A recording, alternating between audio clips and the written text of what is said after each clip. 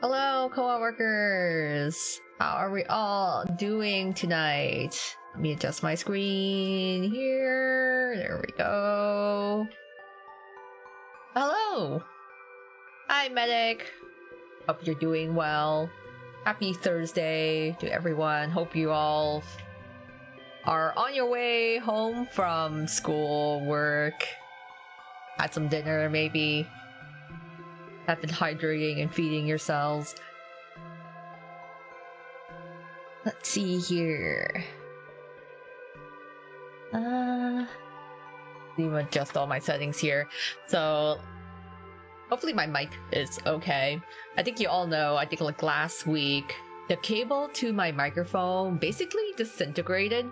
Like, I've never seen this happen before, but the metal part of the USB that like at like the whatever USB-C at the very tip, I tried to like wiggle it, and it literally just like the whole entirety came off. It just disintegrated into pieces.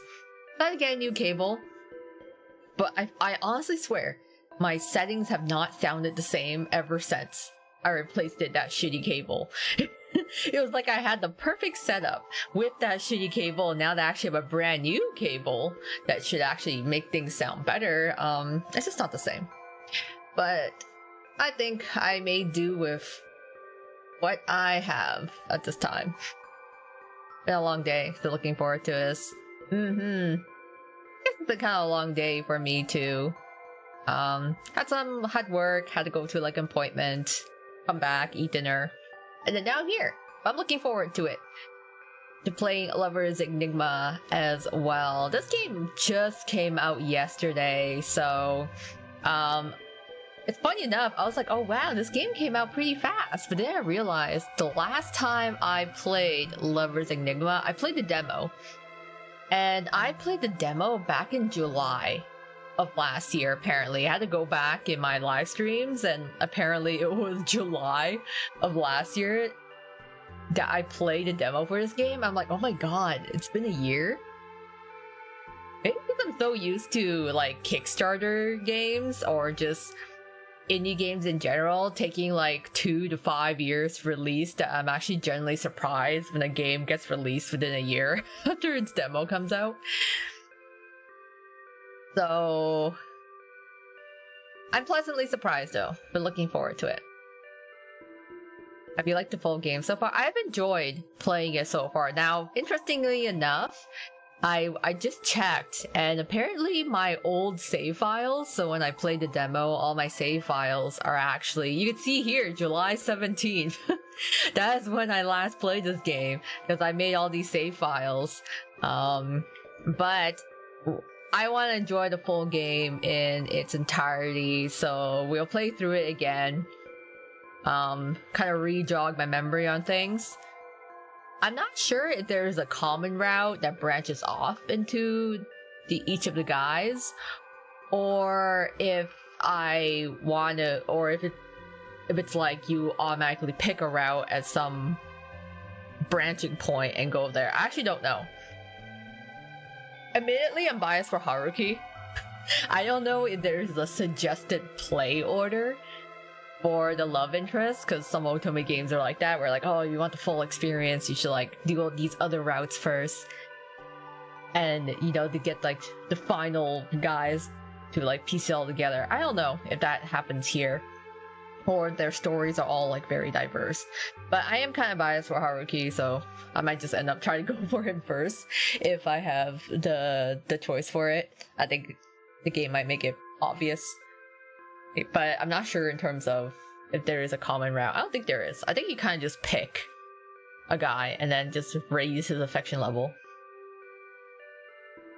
No sense of them if you want to keep them. Yeah, I find like some indie games have been doing that, where if you play the demo and then you get the full game later on, it actually just pulls your save file.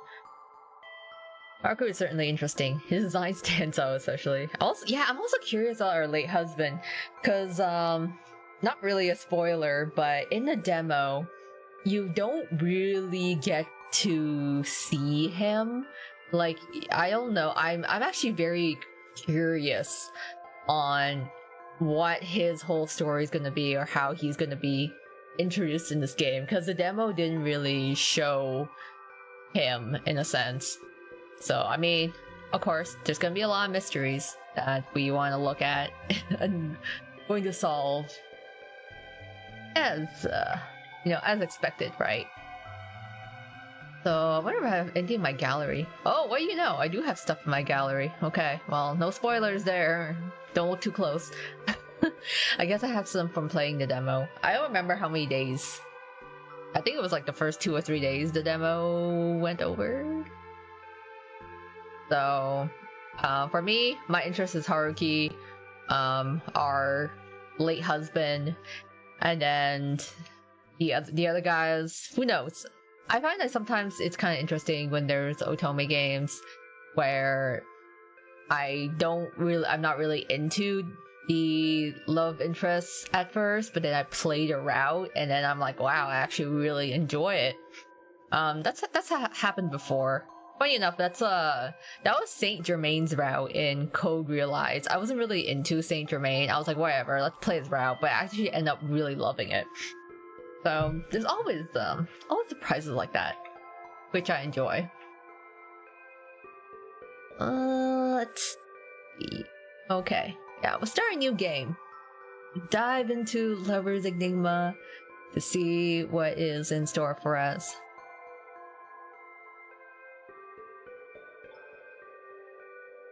Oh yeah, my name is... So there's no default name, so... Guess it'll just be Koa. Funny, Saint was my favorite too. I thought Van Helsing. Van Helsing ended up as my pleasant surprise. Oh, okay, interesting. I have to say, I think for me, I don't really remember much of Van Helsing. I think he was one of my least favorite routes, not because it was bad, just more of like I was just into the others a little more. Alright, let's get into Lover's Enigma. Burning. The air is thick with it, the stench of charring wood, of blistering flesh, of something once alive, reduced to smoke and ash. From above it is almost beautiful, a quiet constellation of embers rising into a blackened sky. Roofs collapse in showers of sparks. Flames crawl hungrily along beams and door frames, flicking at walls as though tasting them. Below, they run. They scream until their throats tear raw. They clutch their children, their lovers, their memories. Skin splits, breath falls, hope shrivels beneath the roar of fire. They do not know why this is happening. They do not know who watches. But you do. You gaze beyond the smoke, beyond the heat, untouched by it. You feel none of their pain. You hear every cry. They are suffering so much. You could reach down. You could help them. Or you could watch. After all, suffering makes the story move. Oh, help them or do nothing? Can I help them? Good choice. I look forward to your interference. Can I save? Oh, no. Saved. Okay. My fault. Oh, okay. It did automatic saves or like quick saves. I will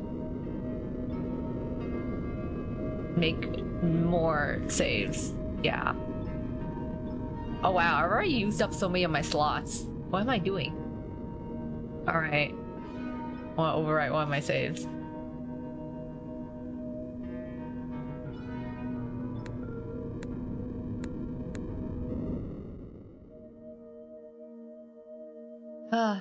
I miss him. We weren't close, but I think we had something special.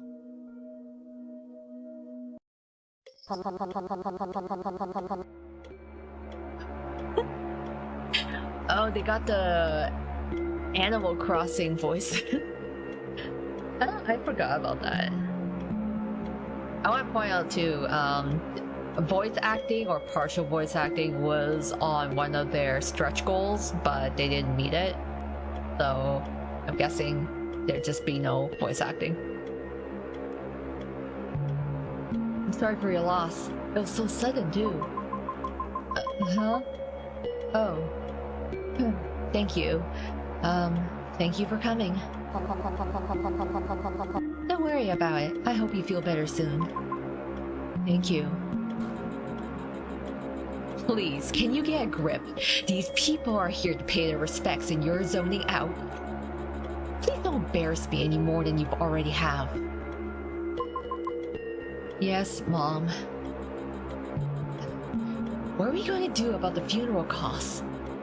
If I had known he had no remaining family, I would never agree to the arrangement in the first place. What a mess. Her words blur together, flattening into noise. He stopped listening. He tried to focus on anything else. The thickly sweet smell of flowers. The way the cool air settles around you. The touch of your silk kimono over your skin. Something else slips in. I kind of like the way it is. Let's imagine the voice ourselves. Yeah, we'll imagine the voice themselves. Or kind of, I'll narrate it to what I believe they should sound like. To the best of my ability. Voices. Soft at first. Careful. Dead not. She just announced her wedding 3 months ago, right? Yeah, it was pretty extravagant too, wasn't it? Such a shame. He died so soon. They're saying it was suicide. I heard you had some kind of outburst at work. Guess you didn't take it well. I heard from Majima-san that she broke down crying. She had to go home for the rest of the day. Well, it's not something I wouldn't expect from her. Remember what happened after our boss called her out? Her mom claims it was suicide, but I heard from Kiku-san, whose husband is on the police force, that she was adamant it wasn't a suicide. Well, maybe they're kind of the same person, you know? Those mentally unstable kinds. Do you think she rubbed off on him? I mean, she doesn't look that easy to handle. Like husband, like wife, I suppose. Mom, can you take care of the wake for a while? I need to use the bathroom. Again? Come back quickly. This is your responsibility, not mine. When we're back, we'll talk about setting you up with Ryota. Oh my god, this... Wow, this mother.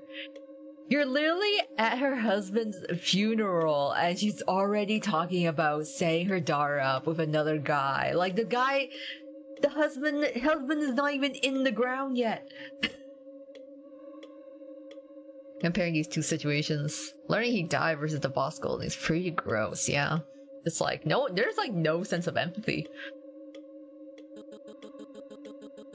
He's not that impressive, but what other choices do you have left? Wow. Wow. Mom of the year. This is starting off strong. You say nothing else and hurry to the bathroom.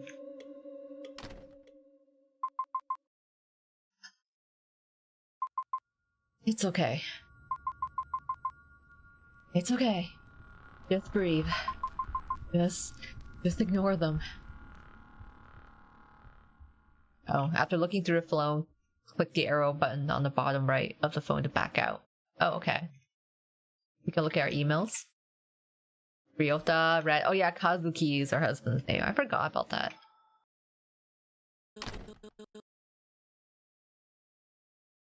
Did Ryota say the mom helped him and his sister in the demo?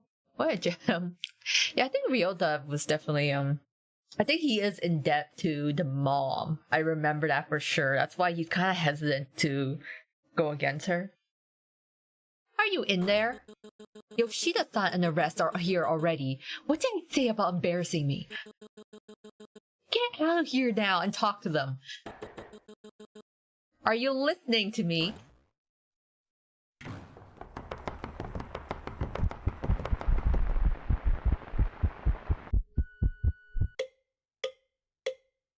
Ever since I was young, my mother's voice dictated my fate. Every word a reminder that my future was a tapestry woven from family obligations. The pinnacle of this was my arranged marriage to Kazuki, a budding journalist my mother had met at a coffee shop. Lucky for her, he was in his late 20s too and looking to settle down. Reluctance gnawed at me, but I accepted. More to quieten my mother's persistence than out of any real desire. Love for Kazuki never blossomed, yet his friendship became a comforting presence, his kindness a balm for my uncertain heart. Then, just weeks after our wedding, he died. Suicide, they said. But something about the way he died, the timing felt wrong. Terribly wrong. Yet, what can I do? I'm an actor in a play, stuck in a role I never chose. Every move and word feels scripted by someone else, and no matter how hard I try, I can't escape the part I'm supposed to play. It's been 40 minutes. All you hear is the relentless sound of your mother's voice. Mom, I really don't think I'm ready for this. Nonsense, dear. You're not getting any younger, and it's high time you moved on. Besides, Ryota seems like a nice young man, and he's been asking about you. I know, but I still feel like something's missing. Like I haven't properly said goodbye. Oh, sweetheart, always stuck in the past, aren't you? You need to stop dwelling on what's gone and start thinking about your future. Ryota could be a good opportunity for you. It's not just about Ryota, Mom. There's something off about Kazuki's death. I can feel it. Here we go again with your wild theories. The police investigated and they found nothing. You need to accept reality and stop living in a fantasy world. Like these conversations the night of the same day as the funeral. I think like there was I feel like the bathroom was like the actual wake of his funeral. I feel like this is probably a little while after. But what if there's more to it than what they found? Yeah, because they had a whole police investigation. I don't know, it actually could be the night of the funeral. That's kind of messed up. What if Kazuki's death wasn't an accident? Enough. I won't entertain your delusions anymore. You need to focus on being a proper wife and daughter, not chasing ghosts. Yikes. Yeah, bitch. Yes, Mom. Good. Now I'll talk to you later. And remember, keep yourself together. We can't have any more embarrassing incidents like last time. You sigh and stare at the phone for a moment before glancing around the room. Your gaze wanders over to the shrine in the corner, its eerie presence casting a shadow over the otherwise mundane surroundings. Maybe Mom's right. Maybe I'm just seeing things. But I can't shake this feeling that something's not right. I can't hear myself think. You approach the shrine, a mixture of fear and determination coursing through your veins. As you reach out to touch his death photo, a chill runs down your spine. And you can't shake the feeling that you're being watched. Day 1.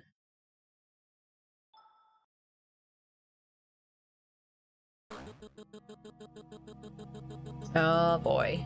MC is going through it. Seriously, again? What do you mean we have to change this section? Stop wasting time and just get done with it already. But sir, our previous report stated that... Previous report? You mean the one that you messed up too, didn't you? How about we try not to repeat that today? People like you should really get your act together. You want to speak up, to tell him that this report will end up the same as the one before. Full of mistakes and delayed, all because he won't see past his ego. Anything else you would like to add? No? Good. I want that report in by the end of your shift. Don't clock out till you do. Maybe you should have accepted the demotion if you can't take this level of work. You swallow your pride, remembering how close you came to losing your position after your breakdown. You're fortunate to not have lost your job, but you're starting to believe it might have been a better outcome. You don't say anything. You just silently bite your tongue and shake your head. I can do it. Then hurry and finish up the report already. Don't make things any harder for me or for you. Eventually he leaves, smug and confident, as if he's at the top of the world for exerting his power and bullying those who earn less than the average income. You exhale, returning to your work, your fingers gliding across the keys of your keyboard. From Mom. Yoshida-san recommended one of the spiritualists from our group.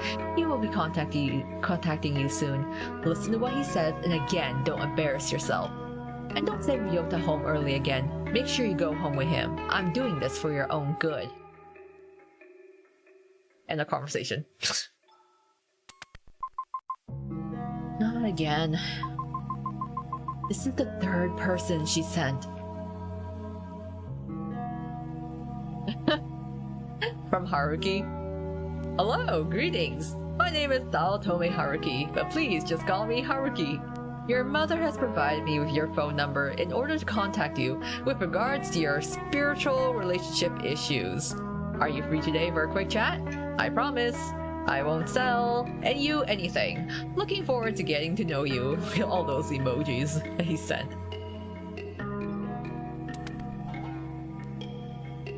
A calling card appears beneath the message. This guy is weird. Very different from the previous people your mother has sent. The usual aura of a mysterious spiritual leader is completely missing. If anything, he writes like an old man trying to connect with the younger generation, and somehow that makes him even more suspicious. This is sus. It's like, how you do, fellow kids? It's me, your local hip spiritual exorcist. Lisa's Haruki. Could have been worse. Could have been like a complete hack that's like just scamming. Maybe the other two were just scammers, you don't know. You hesitate, thumb hovering over the screen, wondering if you should reply. I mean, yeah, we gotta do something. We gotta reply.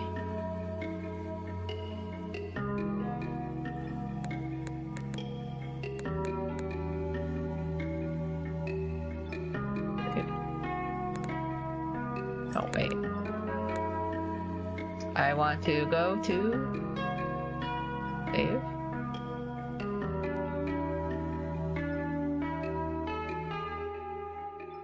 Yes, save. There we go. Stare at the message for a long moment. Then, against your better judgment, you type a reply. I wonder if texting during work has a negative impact. Well, I feel like she's probably by herself, working late in this office. So, I mean, a little texting won't hurt. You hit send and immediately regret it. Almost instantly, your phone vibrates again.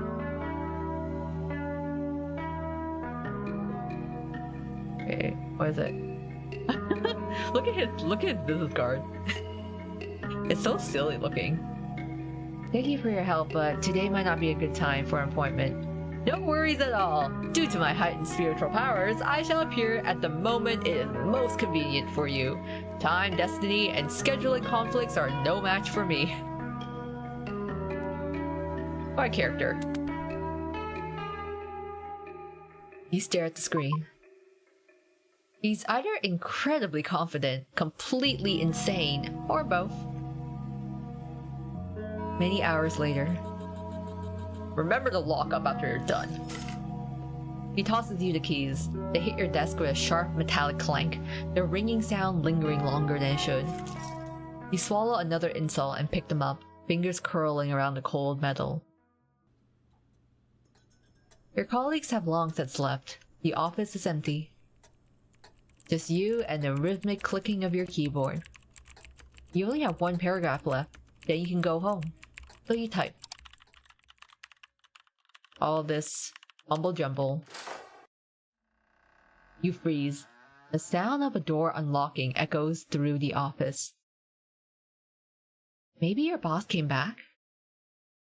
Conversation outside our apartment was turned to a text. Yeah, I remember we bumped into him. Yeah, I wonder if that got reworked or if we bumped into him again. I don't remember this part in the demo, actually. All this in the office. You turn around. Nothing. The hallway is empty. The lights hum softly. Your mind is playing tricks on you. Just ignore it. You turn back to your screen.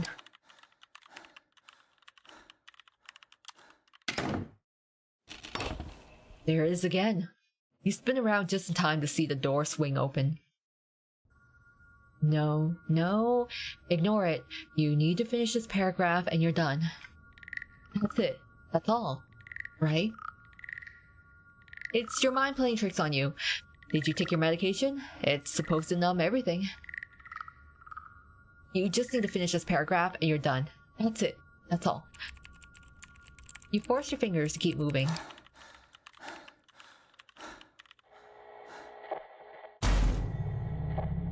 You feel something on the top of your head. No, don't look up, don't look up.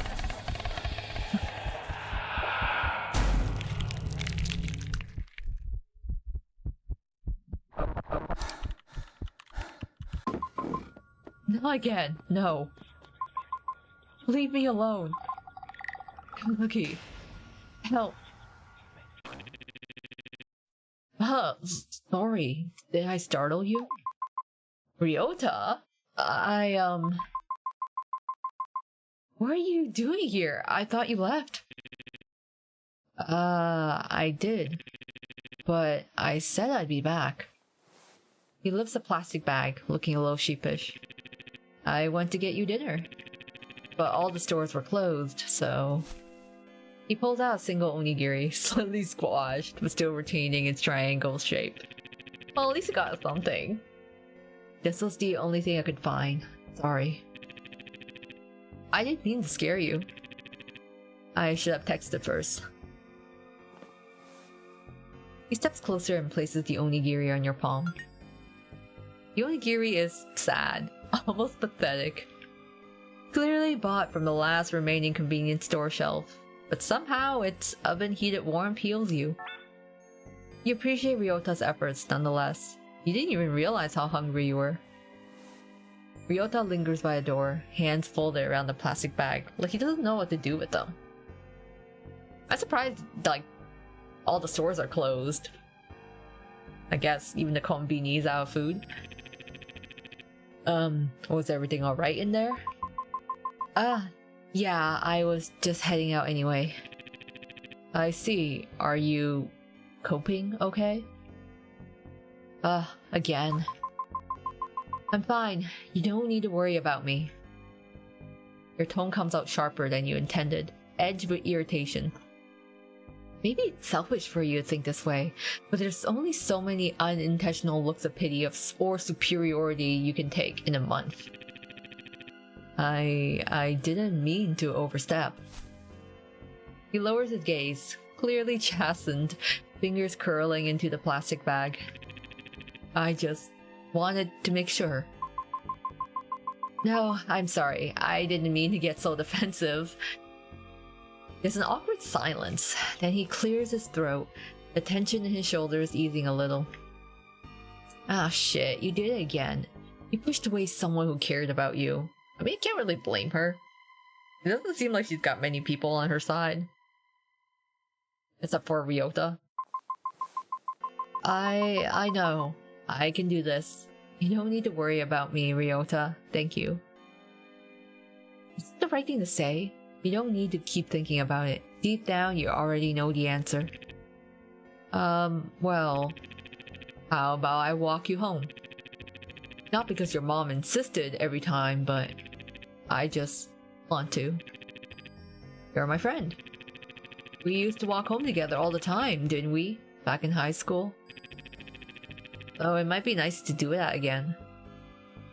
You hesitate, guilt tugging at you for how snappy you were earlier. After a moment, you nod. Alright, you're right. It'll be nice. You lock up the office, the metal shutters clattering down as the lights flicker off one by one.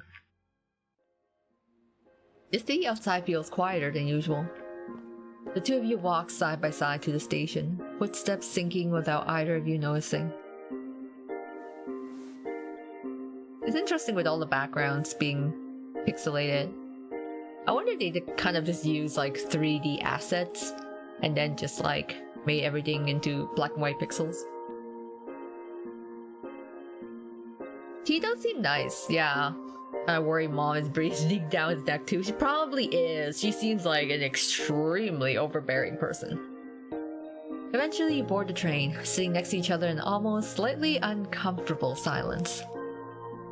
You stare out the window, watching the dark blur pass, trying to think of what to say. But before you can gather the courage, Ryota speaks first. You know, about the whole fake dating thing. I figured you'd still have some reservations about it. But I thought, if I agreed, maybe it'll take some pressure off you. Your mom was really insistent and it looked like just agreeing to the whole thing would make things easier for both of us. Oh man. I don't know if he's like, maybe he like owes the mom a lot. That's why it just seems like he just gets steamrolled by her. I know, and I do appreciate you doing all this to get her off my back. It's just...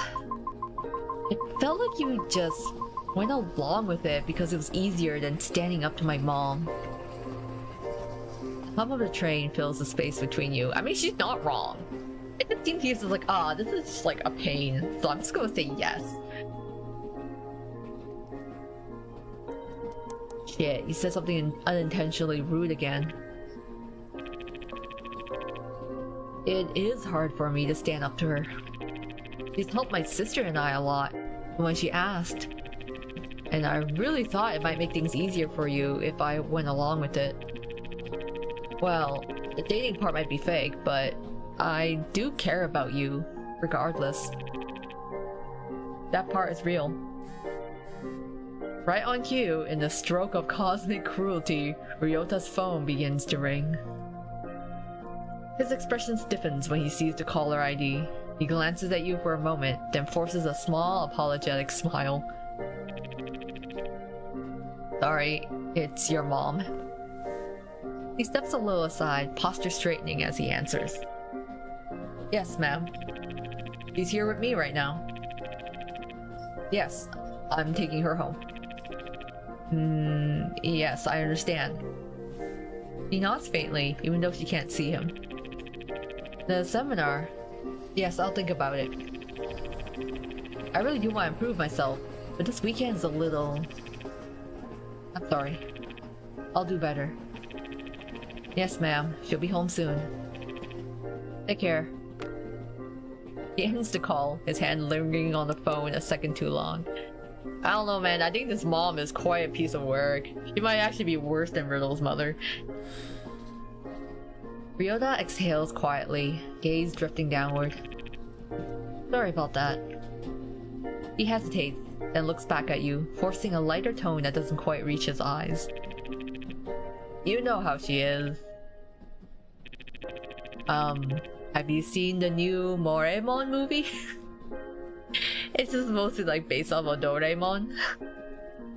Or Doraemon. I heard it's surprisingly emotional for a cartoon rodent with that much whimsy. Cartoon rodent. It's like Mickey Mouse meets Doraemon. You two step off the train. Ryota spent the last 10 minutes talking about the new Moremon movie. I'm sure he's doing it just to take her mind off of things happening. I'm sure.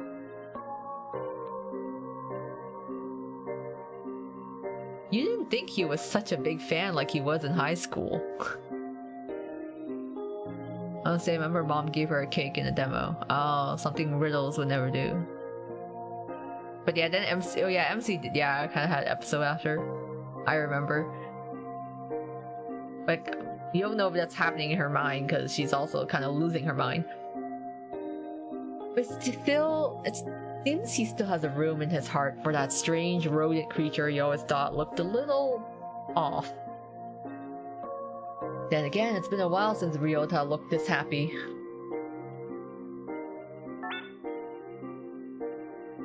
Ryota blinks, suddenly realizes how long he's been talking. Ah, sorry, I rambled again. He looks away, a faint flush creeping up his ears. It's fine. It reminds me of how you used to talk back in high school. Then next time, I'll listen to you ramble about anything you like.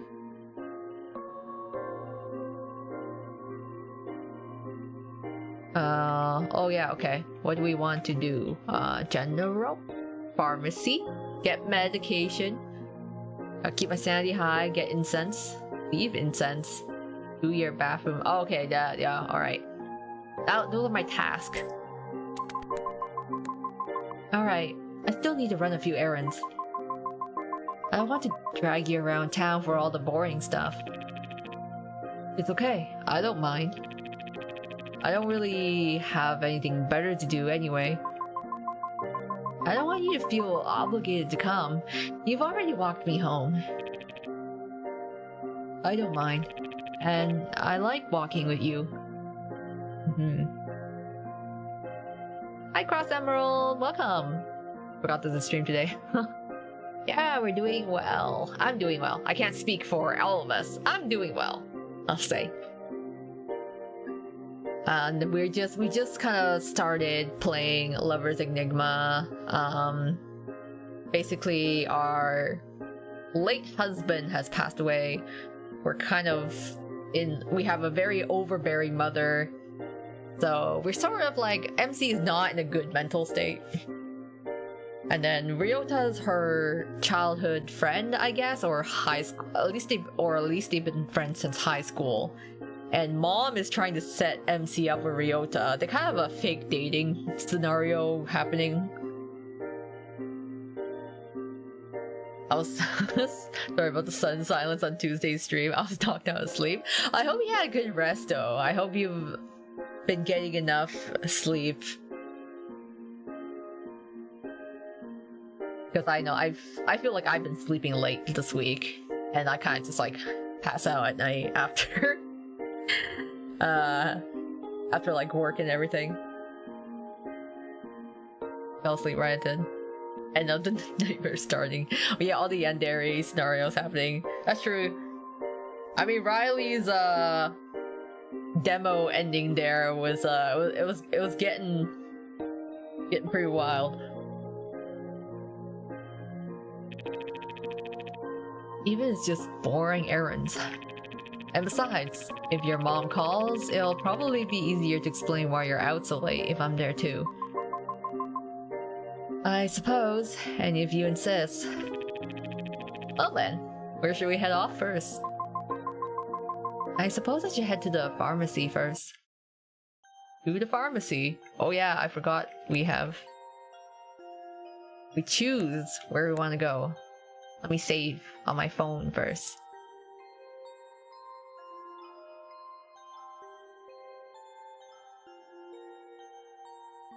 Yes. Oh. A gift, the onigiri from Ryota.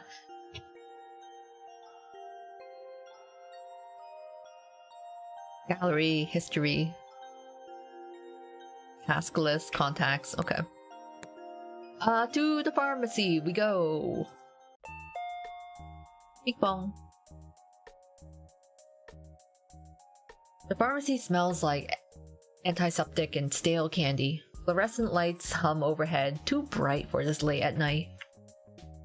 Ryota lingers near the entrance, pretending to examine a rack of cough drops while you walk up to the counter. Next. Hi, may I get a refill for XXXX? It's under co-op. She types for a moment, then pauses. Her expression shifts into something more than just standard customer service irritation. Oh, it's you again. Your mother was here earlier. She demanded that we only authorize any medication changes through her. She insisted we block you from picking up your own prescriptions. What the hell? We're a grown-ass adult! We can pick our own meds! This is a licensed pharmacy, not a family dispute hotline. We don't take custody orders from parents over adult customers. And frankly, if she keeps harassing my staff, I'm going to escalate this.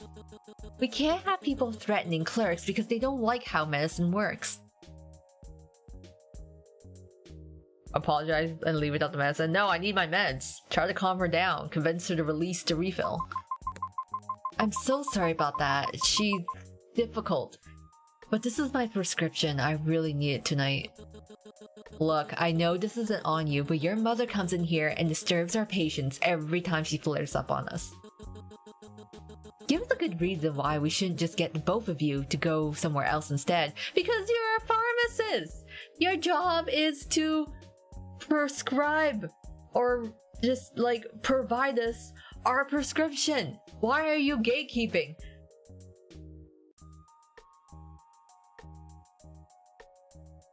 This is the slot machine. You need 3 matches to win. But if your sanity is high, you only need 2 to match. Okay. Oh. So make sure to keep your sanity high for an easier time. Oh, great. I forgot about the slot machine. I had to play slots RNG to win these events.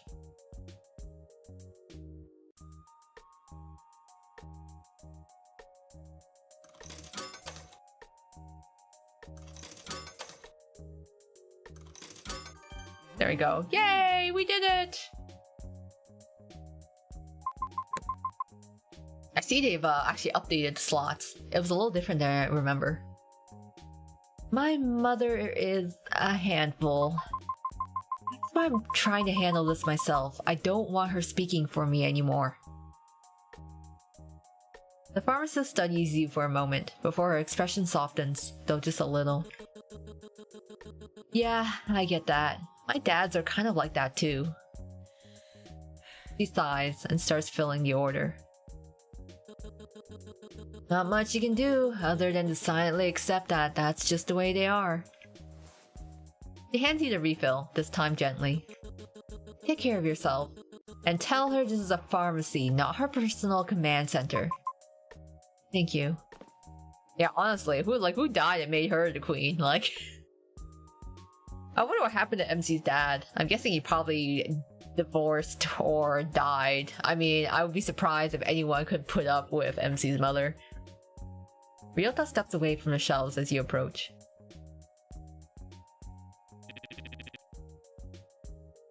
Why do you take this out on her? Yeah, yeah, sure, MC's mother is a real piece of work, but like, to be a professional and like literally be like, no, we can't give you your drugs because your mom said no. And it's like, bitch, I'm a grown-ass adult. My mother's got nothing on this. Everything okay? Yeah. Just the usual. You look away, pretending to adjust your bag. Ryota hesitates, clearly wanting to ask more, but stops himself. I see. He doesn't press. Instead, he falls into step beside you as you leave the pharmacy, the automatic door sliding shut behind you with a hollow chime. Alright. Got my drugs. Get your medication. You need to get incense. What's next on your to-do list? I just have to head to the temple to get some incense, and then I'm done for the night. Alright, the temple's just down the road. Let's head there. weight increase. Oh yeah, sweet. Thanks to those prescriptions. Yeah, our sanity ain't looking so hot. We're already at 60. Only 60%. Alright, to the temple. Oh wow, we got the retro flip phone. Yeah, I actually wonder what what time period this takes place in. I mean, it's gotta be like the 90s or early 2000s. Kind of surprised the pharmacy and temple are both open. Yeah, but not the convenience store. You know, the kombini? Or maybe the kombini is open, but they just didn't have any food left. But I'm surprised everything else is closed. Usually the pharmacies are like, oops, we close early. The temple grounds are quiet at this hour, lanterns casting a dim orange glow over the stone path. The air smells faintly of ash and old wood. How calming, or so it should be. From a distance you hear someone arguing, but for now you try to ignore it. I haven't been here since New Year's. I think I bought an omamori for good luck back then. Did it work? Well, the new Moraemon movie just came out, so I think at least a bit of it is working. You snort softly and head toward the small shop near the main hall. For such a modest shrine, it's strangely convenient that they sell incense here. Yeah, and they're open this late in the night. You lean on the counter, scanning the shelves. The usual shrine priest is nowhere to be seen. Your attention is being drawn back to the yelling. From behind the main building, raised voices echo through the courtyard. Please, let me in! Please! Please! He's literally at me, he's like, let me in! Let me in! I told you, you're banned, so get out!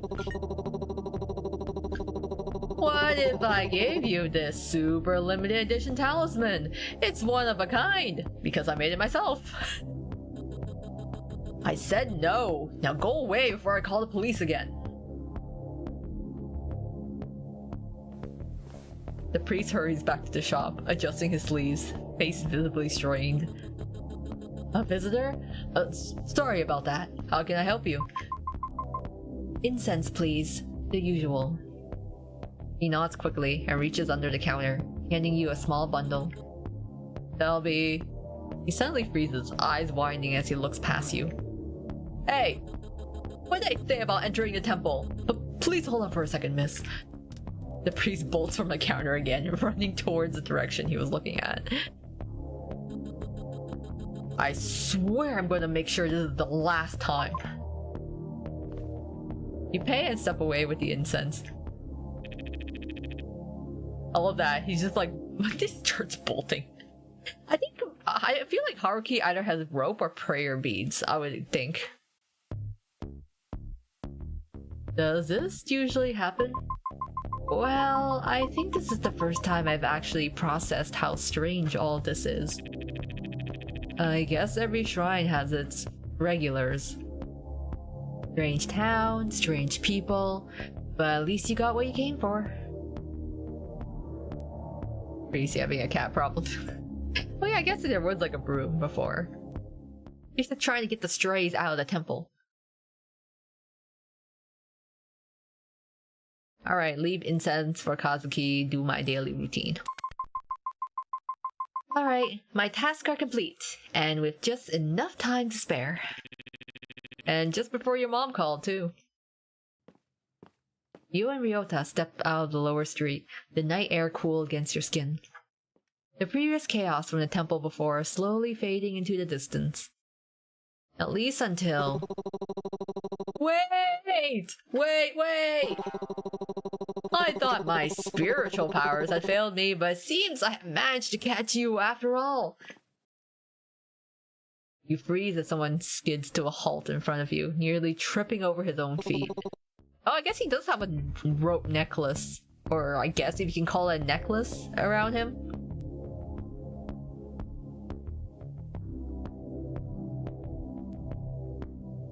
Wait, this is the MC's hometown. Her husband passed away, right? Yeah.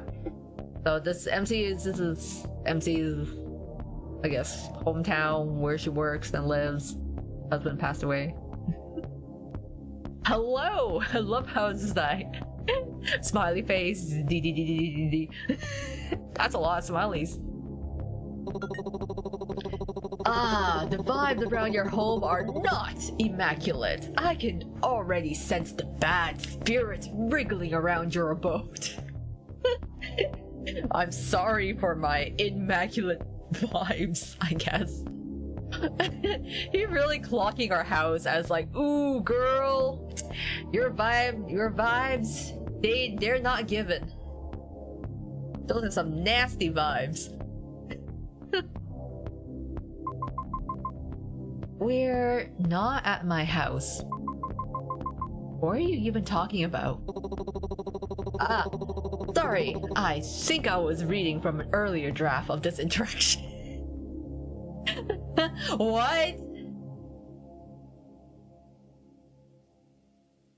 You're reading from an earlier draft of this interaction. Wait, what is with this fourth wall breaking? Is he aware that he is out of the demo now? I mean, ignore that. What I meant to say is, your aura is exceptionally poor. Do you find yourself more nervous, more stressed? Is your hair falling out more than usual? Fear not, I am Otome Haruki, exorcist extraordinaire, at your service. But please, call me Haruki. With cat face emoji. Who the hell is this guy? You stare at him. You were shaken earlier, and now you're just baffled. You know what? That's an appropriate response. I bet you're thinking, who the hell is this guy? Fear not, your esteemed mother has employed my services to assist with the spiritual disturbances plaguing your dwelling. And thank you for answering my text message. I thought you would have blocked me instantly. Oh, let's go. This guy's weirding me out. I think we should call the police. Emily, remember your text. Yeah, he is, I mean, he's an exorcist. Maybe he's got the spiritual mind reading powers as well. Wait. My mom did mention she got someone from her organization to help with the problem. So unfortunately we can't arrest this guy or mom will throw another fit. The organization. Right. I thought they'd be a bit more professional. Excuse me, I am still here. Fear not, my reputation precedes me. While some may doubt my methods, I assure you, I possess genuine spiritual prowess. Real's having a normal reaction. Yeah. You know, it's a shame. We can't arrest this guy, as weird as he is. He dramatically thrust his hand into his pocket and slammed something onto your palm. Behold! It's a talisman. A very crudely drawn talisman. The ink is smudged, the symbols look suspiciously handwritten in marker. Maybe you shouldn't take things from strange people. Haruki recoils in mock offense. Hey, this is the real deal! Handcrafted, artisanal, spiritually aligned with all that is good. He beams at you. Go on, take it! Thanks? Why can you call it real professional? What are you talking about? The real professional is in front of us. I don't know, he's kind of funny though. I want to take the talisman. You hesitantly take the talisman. Whatever's gonna help my ghost problems, you know, I will take the talisman. Thank you. And I'll also save, just in case.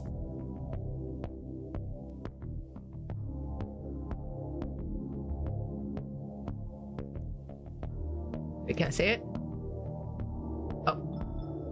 There we go.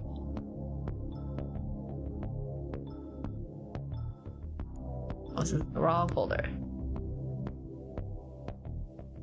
It feels warm. Unsettlingly warm. Body heat warm.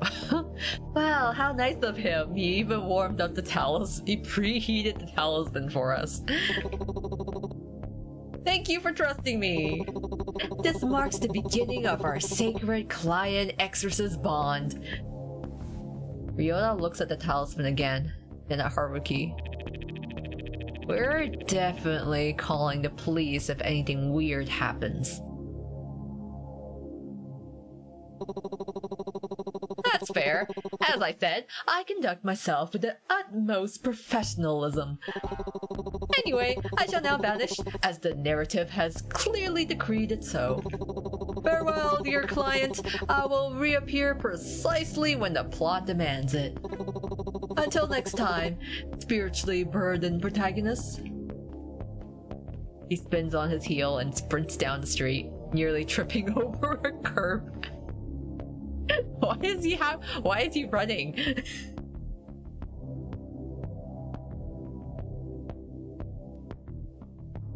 Ryota watches him go, silent for a moment. Yeah, what a fourth wall breaker. Are you sure your mom hired him? I wish I could say no. Ryota sighs, rubbing his temple. If he shows up again, we're calling the police. You glance back at the street. For a split second, you think you see Haruki peeking from behind the lamppost, giving you a thumbs up. When you blink, he's gone. That was an unfortunate encounter. Let's get out here before he comes back. Oh right, before we go back to the apartment. Mind if I drop by the cafe for a second? I need to hand Yoko something real quick. Plus, I think she would probably like to see you too. Don't worry, I'll make it quick. Ah, alright, lead the way. Oh, we're going to the cafe. Cafe? Mom sure knows how to pick them. You know what? Out of all her... Mom is a handful, but at least Haruki is fun. At least she picked a fun one. The door chimes softly as you step in. The familiar scent of coffee and syrup wraps around you. Oh, Ami-chan! My sweet candy, you've come to visit me. She moves toward you, arms lifting for a hug, then abruptly stops herself. Right, sorry. It's been a while. I shouldn't just grab you like that.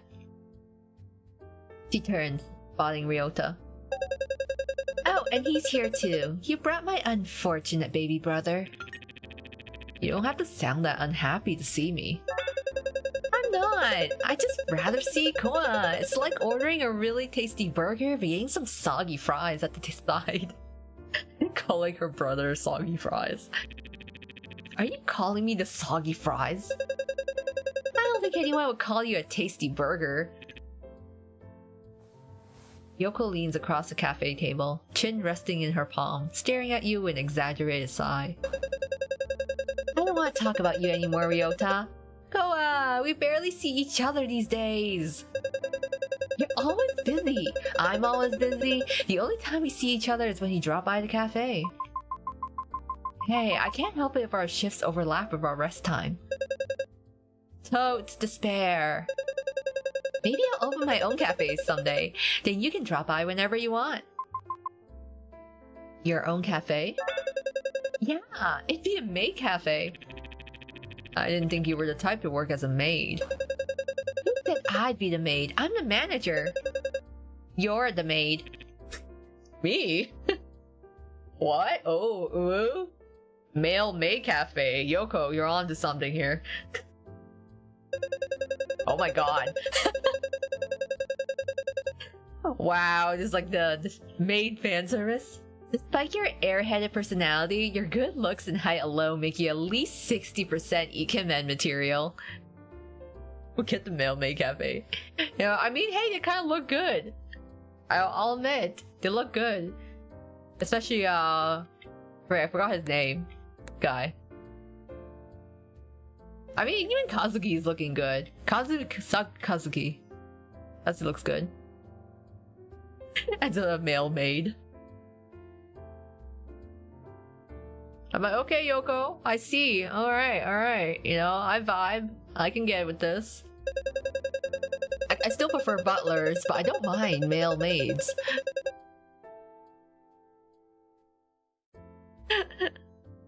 Of course, we'll need a proper cast though. A tsundere type, obviously. Maybe a Genki one too. And of course, a charming princely type. Of course. Yeah, obviously, tsundere, get like the Genki one. Prince Charming type. Oh, is it Ren? Yeah, I think his name was probably Ren. Yeah, I feel like I want Twist to make a male maid cafe event. I'm like, Twist, please. Male maid cafe or a butler event. I would love a butler event. Please give me more butlers. I want butlers. I'm like, I'm okay. I'll take this. I'll take this male maid for now, though. I don't know what any of those words mean. You can be the airhead type. It creates gap moe with your serious outward appearance. I feel like I should take that as an insult. It's a compliment. Your airheadedness is endearing. It is? See? That right there. That's your thing. The soft, confused airhead energy. Alright. When you open your cafe, I'll work a few shifts, but I demand 100% commission rates. Then the best I can do is get you free snacks. As much as I like to indulge in this scenario, Ryota, didn't you say you needed to hand Yoko something? Oh, right, I do. He reaches in his bag and pulls out a familiar stack of pamphlets. The same designs, the same slogans. Your mother's handwriting scribbled on the corners. Madam wanted me to hand these to you. Yoko's expression tightens the moment she sees them. Ryota, I told you I did not want to join them. I know, it's just... She helped us a lot in the past. It feels wrong to just ignore her completely. Yeah, but she never used to be like this. But now we're supposed to accept it just because she decided to force her religious obsession onto everyone around her? Wait, so was MC's mom never such a bitch? Like, was she like better before? Or is it more like she was a bitch but wasn't like some like religious fanatic cult member, but now she's a bitch and also a cult member? I'm like, which is it?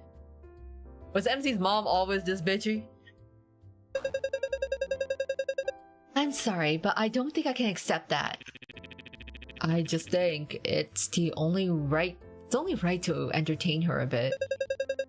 I think it's more rude to tolerate her antics without any intention of joining. You're giving her hope that you will follow her path. Maybe I'll start considering. She takes the pamphlets anyways, gripping them tightly.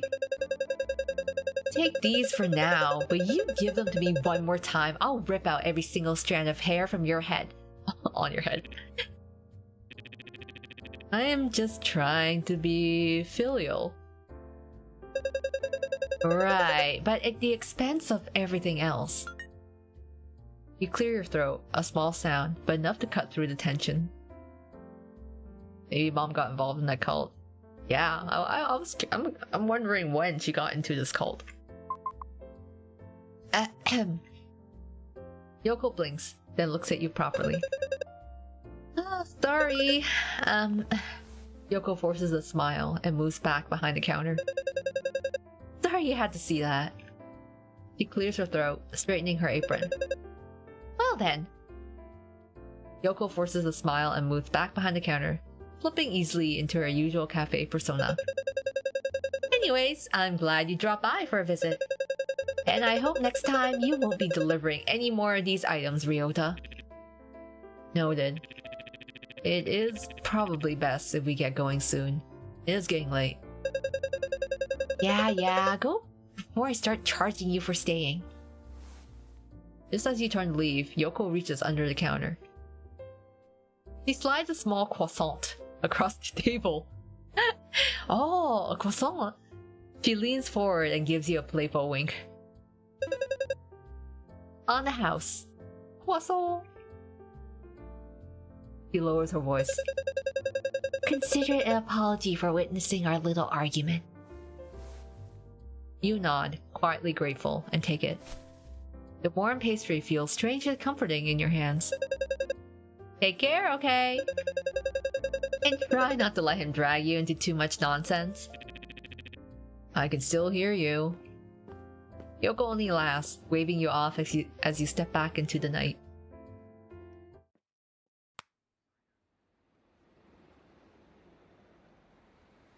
Your build. Oh, well, welcome back. Hopefully that fixed things. Ryota checks the time on his phone, then looks back at you. There's still a bit of time left. We can go to one more place nearby if you want. Or we can head back home. He hesitates, expression turning a little uneasy. Her mom will probably call around 12 AM to check in. 12 AM? Who calls at midnight? Like, I would need my beauty sleep before then. You should definitely be home before that. He gives a small, tentative smile. So, is there anywhere you would like to visit? Visit the convenience store. Visit the riverside or head home. I feel like we go to the conveni, we'll bump into Ren. Otherwise, I don't know what's on the riverside. Maybe for sanity? Well, let's go visit Ren. Maybe we'll get the whole gang. Oh heck nah, I need my late night game session. I used to be able to game till like basically 2 or 3 AM. Now if I don't go to sleep by midnight, I'm a zombie. I need my beauty rest. I feel like I'm an 8 to 9 hour sleep a day type girl, even though I'm not getting my 8 to 9 hours of sleep. I should though. 7 hours, 8 hours, not enough. The automatic doors slide open with a familiar chime. You step inside, half expecting to see a familiar face at the register, with his sarcastic voice greeting you. Instead, another female worker is behind the cashier, looking as bored as ever. Oh, looking for Fukuda-kun? Unfortunately, he's not here today. She leans forward, lowering her voice. Honestly, I wish he were. His grandpa just gave me such a hard time. Kept asking me, where's Ren? Where did Ren go? How would I know? Am I his mom or something? Then he tried to. She freezes mid-rant, realizing she is talking to a customer. Never mind. Forget I said any of that. Also, quit wasting my time and get out of here now. It's about time to close the store. Wow, rude, jeez. The pharmacist and the cashier, there's no one in this town know anything about customer service. Well, she was pretty rude. Yeah, what's up with this town? Man, full of weirdos. Don't they know? What happened to customer is king? Anyway, let's head back to your apartment. Yeah, so much for meeting Ren, I guess.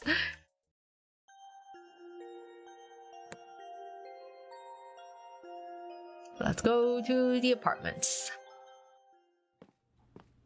You step into the hallway, the fluorescent lights humming softly overhead. It seems our journey has come to an end. Then I will see you tomorrow. Make sure you get some rest. You there, stop that. Huh? I think the chaos today will never end. You both look toward the commotion. Near your apartment door, a familiar figure is crouched on the floor, taping paper talismans to the wall like he owns the place. And another familiar figure is standing over him, arms crossed, expression visibly exhausted. As I said, I am completely qualified to be here. No, you're not. As far as I'm concerned, you're a suspicious person, and that warrants a police report. What could I possibly have done to warrant that suspicion? Anyone would be suspicious of someone setting up strange talismans outside the corridor in the apartment they live in. Haruki waves a laminated card dramatically. I showed you my business card. That counts for something. That's not a business card. That's just a signed headshot of you. It still counts, right? Somehow Ryota being with us is more entertaining. You would just skip all of us. Like, at least we're bumping into Ren here. You step closer. Haruki notices you immediately. Hoa! Your neighbor is spiritually obstructing my professional services. Ren turns to you, relief and irritation mixing on his face. I forgot that he was our neighbor. Right, we know each other somehow. I forgot he was our neighbor. You, please do something about him. He's been here for 10 minutes. He tried to staple something to the fire safety notice. It's a completely real and effective talisman. You should know it yourself. After all, you are also spiritually attuned. I know enough to know that you're a complete fraud. Ryota watches from behind you, quietly processing the scene. I see. Haruki puffs up proudly. See, even your fake boyfriend understands my importance. Fake boyfriend? Walk past him. Is everything alright? What are you doing here, Haruki? What is he doing here, Haruki? I love how he's just like, we just ignore them. Just like, everyone get out. Get out! I'm trying to get into my house. This is the better intro for Ren versus the demo. Oh yeah, I remember in the demo we did meet him with complaints. He just complained to us the whole time. What happens to ignore them? I don't know, I can't save. I hate that when the choices show up, I can't actually save it. Well, we are just going to walk past them. We're gonna ignore them. You lower your head and walk past them, keys already in hand. Right, okay, you know, get out, try and get into my house.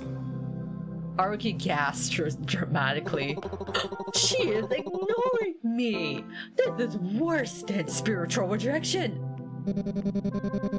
Now wait a minute, you can't leave. If not, I'll have to deal with him. He is your mess, so get rid of him. Hurt, anguish, rejection. Okay, I understand. I shall withdraw for now. But I would like everyone here to know that I am leaving of my own accord. Not because I am threatened by the sheer number of spiritually unappreciative civilians present. Please go. I will return when the spiritual vibes are more receptive. Farewell. Look how you just get like an animated CG shot of him as he's like leaving. Let me save this. Yes, I will save here. This is a circus, but you aren't MC's monkeys. Yeah, not my circus, not my monkeys, but everyone here is involved with me. He jogs down the corridor, again, nearly tripping over his own bag of talismans, and disappears round the corner. Silence finally settles over the hallway. Ryota looks at you, equally confused. I am sorry, I did not expect that. Red has already stepped back toward his apartment, hand on the door handle. Oh, I just realized Ren's necklace. He's got like a whole collar and chain attached to it. Wow. You call out before he can close it. Wait. He pauses, glancing back at you. Sorry about all the ruckus. He is not usually like this. Well, he is, but he isn't usually here. Ren hesitates, then clicks his tongue quietly. Your mother has a habit of sending strange people. I thought this building was done with cult recruiters. Just keep it inside your unit next time. People are going to think something's wrong with this floor. You open your mouth to argue, then stop. Well, technically, it is still your fault. Ryota steps forward, bowing his head slightly. I'm sorry, it will not happen again. Ren looks at him, surprised by the sincerity, before awkwardly looking away.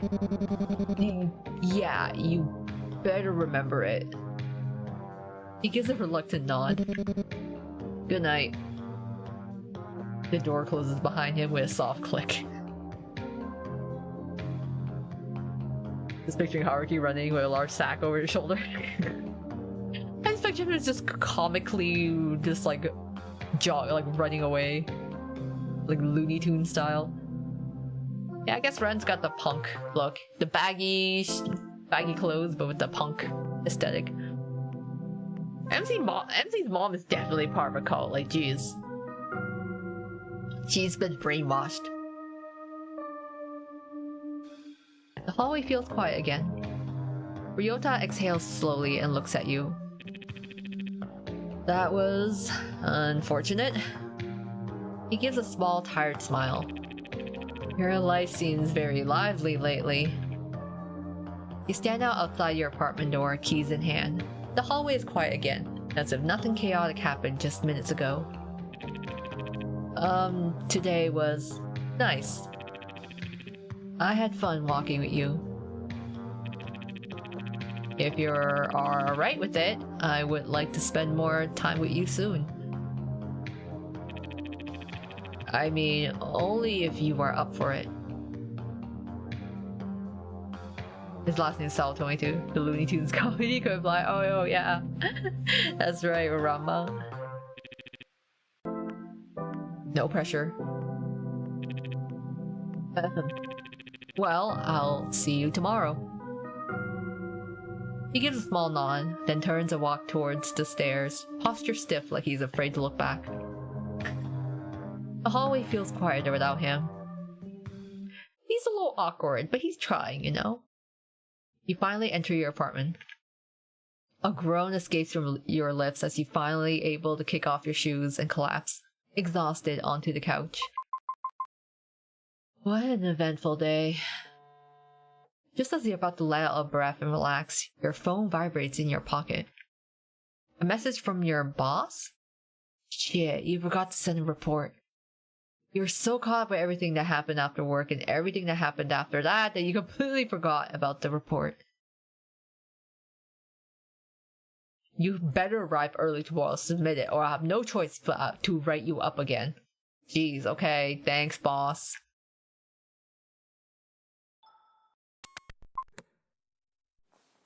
You sink down onto the edge of your couch, rubbing your face with both hands. The day's exhaustion finally catches up with you.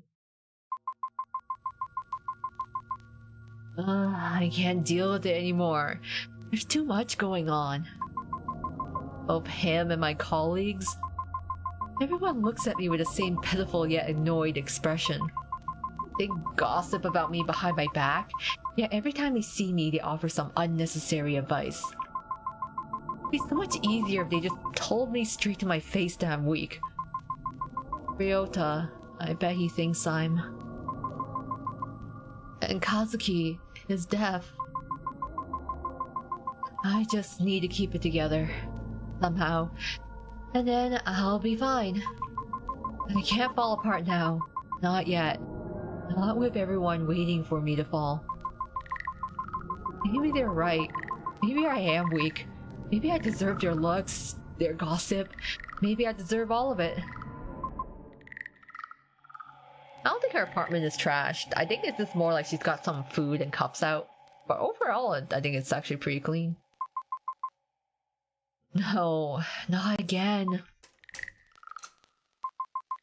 No, that one's real. It's real. Or it's not. What is... No. Please, not again. Who's telling us to open up? Oh. Suddenly, your mother's shrill voice pierces through the fog in your head. Mom? You bolt to the door, fumbling with the lock. Finally! Do you have any idea how many times I messaged you? 10 times! 10, and not one reply! I'm sorry, Mom. I was busy with work and... You were supposed to answer before midnight, and yet here you are, ignoring me like a careless child. You're lucky I happened to be nearby to check on you before. Who knows what could have happened? Her tone ramps up again, rapid fire with each sentence, listing every imagined infraction from your delayed reply to her minor worries.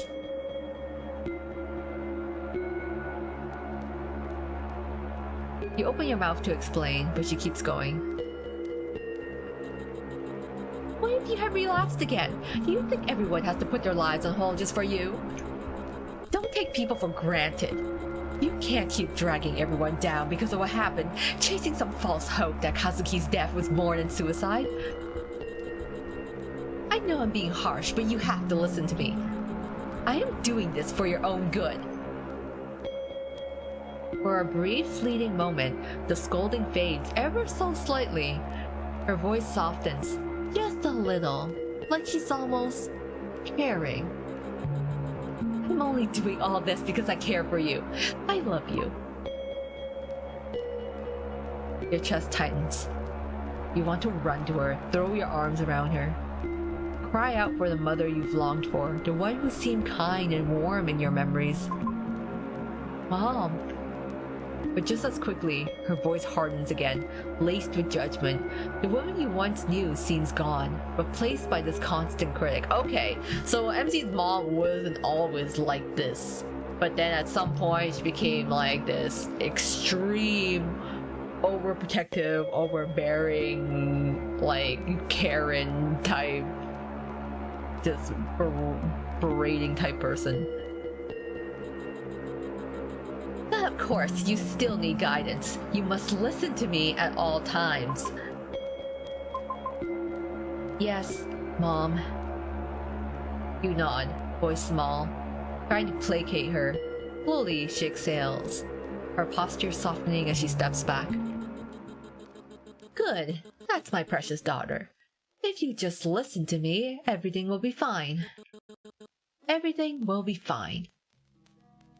She eventually checks in on you a couple more times, asking about work and whatnot, before leaving once she's satisfied with all the answers. Jeez, okay. Didn't realize we had to like get a full evaluation.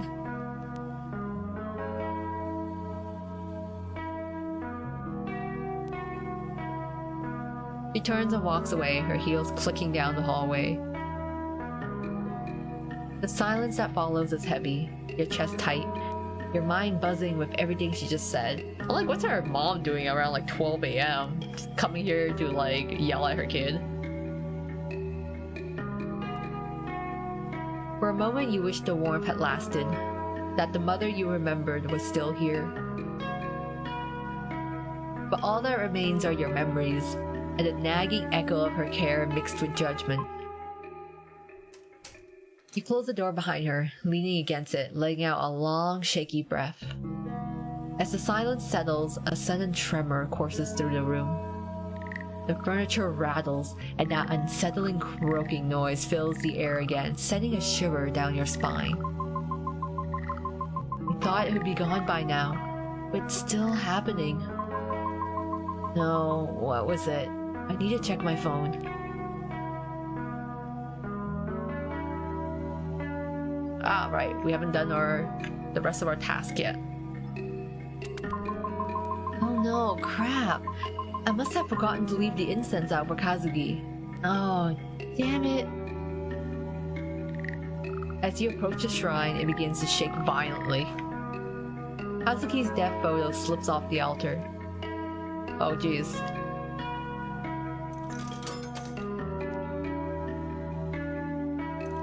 Oh crap. Oh crap. Well, I botched it. I botched that one. Ah, jeez. Ah, damn. The photo slips. The slots are harder now. The photo slips through your fingers and crashes onto the floor, shattering on impact. As it breaks, a flashback engulfs you. You see Kazuki in a version you've never seen before, wearing strange clothes, looking much sadder but unmistakably him. Where is this from? Is this the Kazuki I know? And if he is, why does he look so sad? Your head starts to throb, a painful ache as if trying to force a forgotten memory to the surface, leaving you even more confused. You take a deep breath, trying to collect your scattered thoughts. Okay, Cross Emerald, have a good dinner. With trembling hands, you carefully place the photo back on the mantle. Stepping back, you let your eyes linger on the image, your heart heavy with a mix of confusion and longing. And lodging. I guess it's the longing instead of lodging. The room feels eerily quiet, the silence amplifying the turmoil in your mind.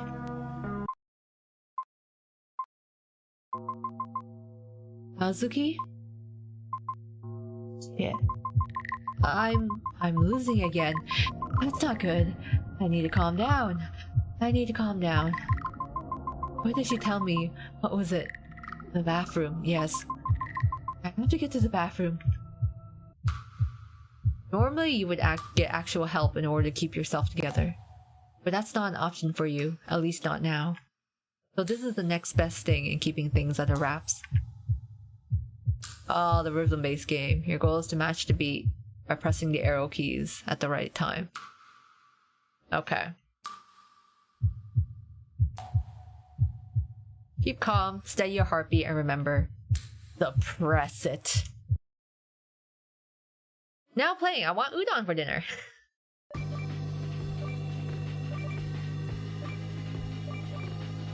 We gotta distract ourselves from the sheer anxiety and sense of dread that threatens to consume our very core and being.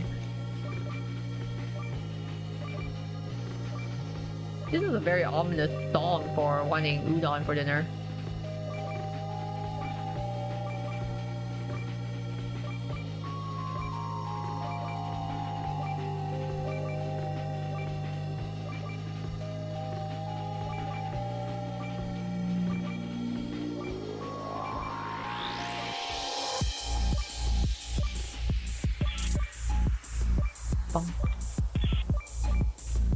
Ah yes, this is totally music I will listen to help with anxiety. I don't think I'm feeling more relaxed.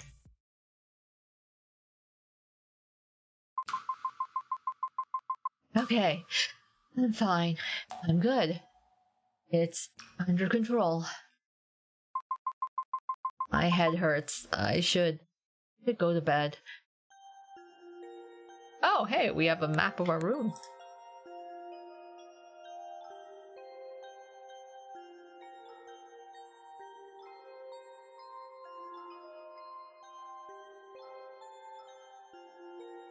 Okay, let's go to bedroom. As you enter your bedroom, you fumble for the light switch in the dark. Your hand brushes against a sharp edge on your nightstand, and you feel a sudden stinging pain. You pull your hand back quickly, but it's too late.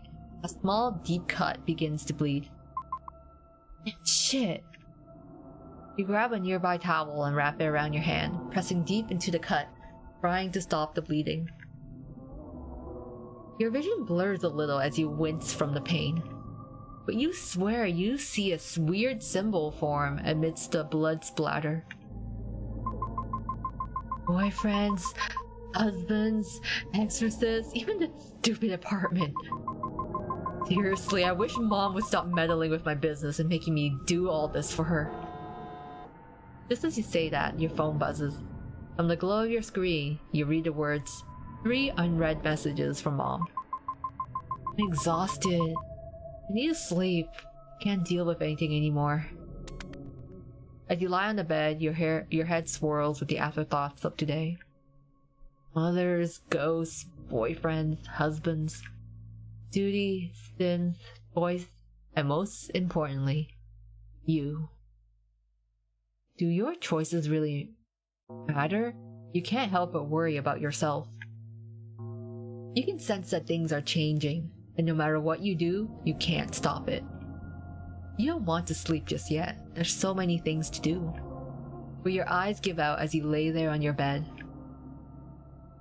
Your thoughts are finally quieting down, and all you hear is the same resounding sound of drums.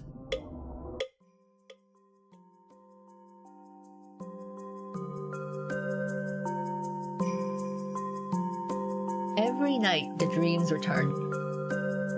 Dark, muddled, heavy. This time, it's that newspaper again. The page is yellowed, soft at the edges, folded awkwardly like someone had tried to forget it. That article sits tucked away in the bottom corner. Beneath the weather, beside an ad for a broken appliance, barely noticeable like it was never meant to be seen. The headline floats up through the haze, bold and sharp, while the rest of the words slide away like oil on water. Another death at the river. Shoes recovered at the scene. Second such case this year. Small type, no photo, just enough ink to say someone died. The world might have skimmed past it, but you can't. Not because of what it says, but because of what it doesn't. Didn't you hear? His widow's been saying it wasn't suicide. Poor thing, she's lost it. Her mother had to pull her away at the wake. Heard she had total breakdown then. Honestly, she's not well. Your voices twist through the fog, warped and dreamlike. They spoke behind your back then, and they speak behind your back now, even in sleep. The scene melts. Their words smear like ink in the rain. The paper crumbles. The river rises.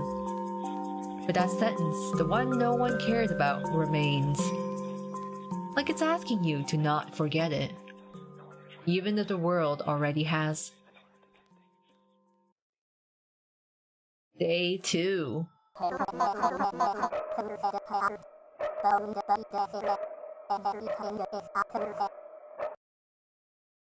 Okay, well then. I guess we'll have to find out what it all means. I can head home from here. I'd rather not take up too much more of your time, Ryota. It's not a problem for me to escort you back.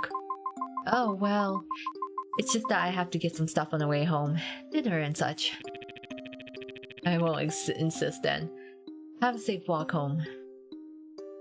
Ryota leaves, heading towards the cafe. Maybe he's just visiting Yoko before going home. From Mom. Keep yourself together. Just follow your routine and it will be okay. Just remember to do as I say. Thanks, Mom. I guess love you too. But why can't she mind her own business? Whatever. I still have other things I need to do. Gotta keep my sanity high. Get more incense. Leave incense. Do my bathroom routine of playing rhythm games. And try not to panic, I guess. Visit the store. Oh, gotta visit Granny. Gotta visit the convenience store. And thank Yoko for the croissant. Anyways, I should get some offerings for Kazuki's shrine before going home. Thankfully, the temple is still open at this hour. Free roaming is now available again. You'll be able to explore the town from basically 8 PM to 11. During this time, you'll find the male leads scattered across the map beside several locations. You'll be able to interact with them. Cool. You can also interact with various other townsfolk for other side interactions. However, they won't wait forever. Some interactions will disappear after a certain time, so choose wisely. Additionally, any interactions involving the main characters will automatically advance time by an hour, so plan your night carefully. Right. Well, I need to go to the temple, but I also want to go to the sweet shop. I also want to go to the convenience store. Where is the sweet shop, anyways?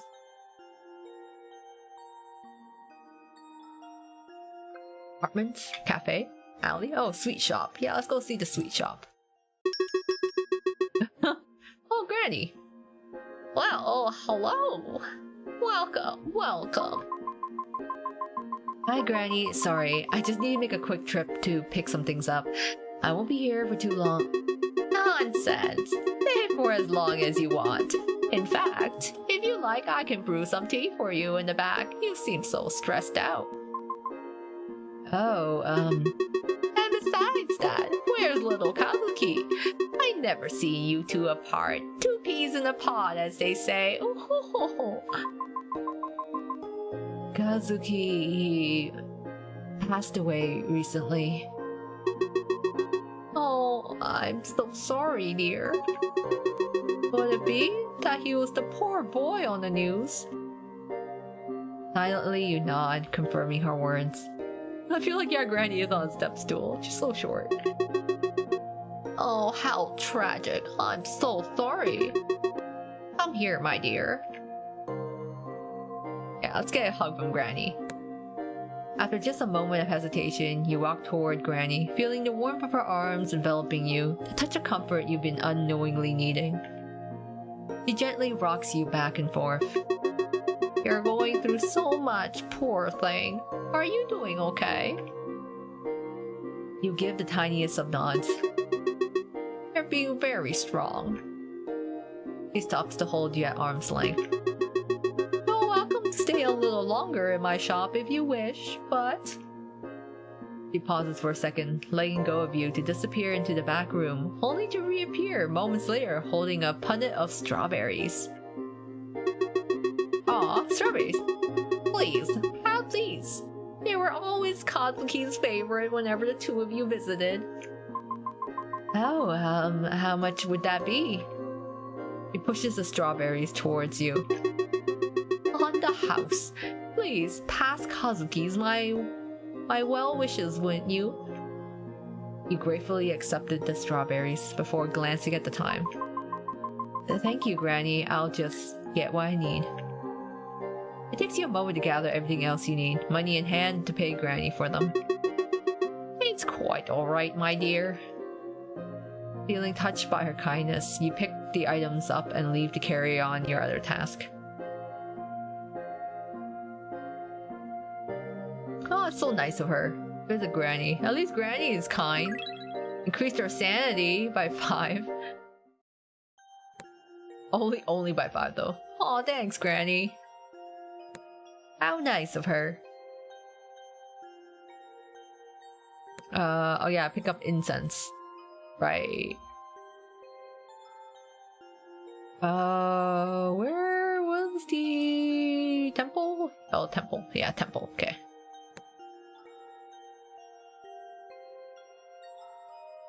Save first.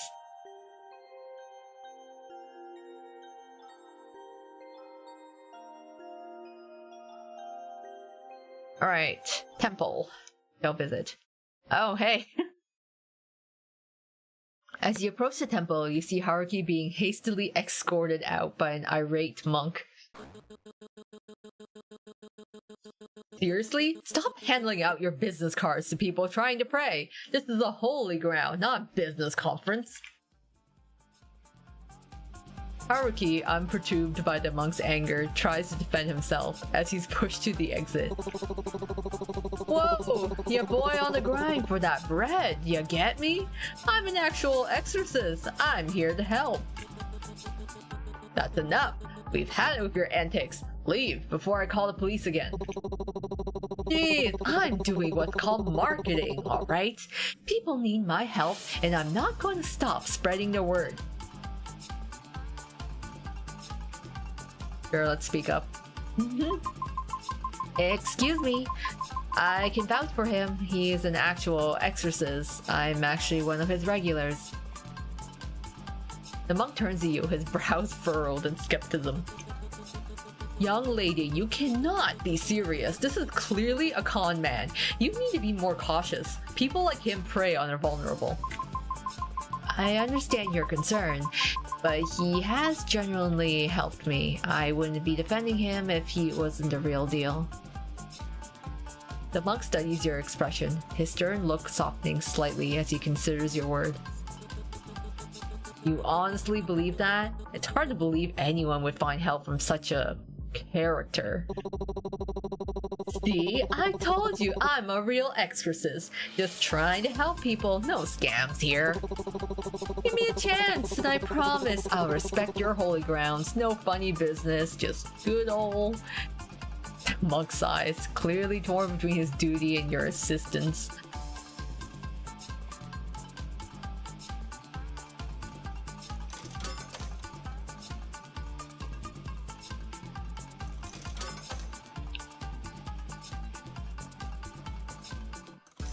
There we go. Alright. Yay, we did it that time! Alright, I'll give him the benefit of the doubt this time, but if I catch him causing trouble again, he's out for good. Thank you for understanding. Trust me, he's really helped me out of some bad spots. The monk nods reluctantly. Very well, I'll take your word for it. Just make sure he respects the sanctity of this place. Haruki grinned widely, clearly pleased. Thanks for backing me up, you're the best! I owe you one. Anyway, dear client, what brings you to this sacred ground? Surely you didn't come just to witness my flair. I came to see you. Why do you care? Leave. I mean, we could say I came to see you, but I came to get some stuff for Kazuki.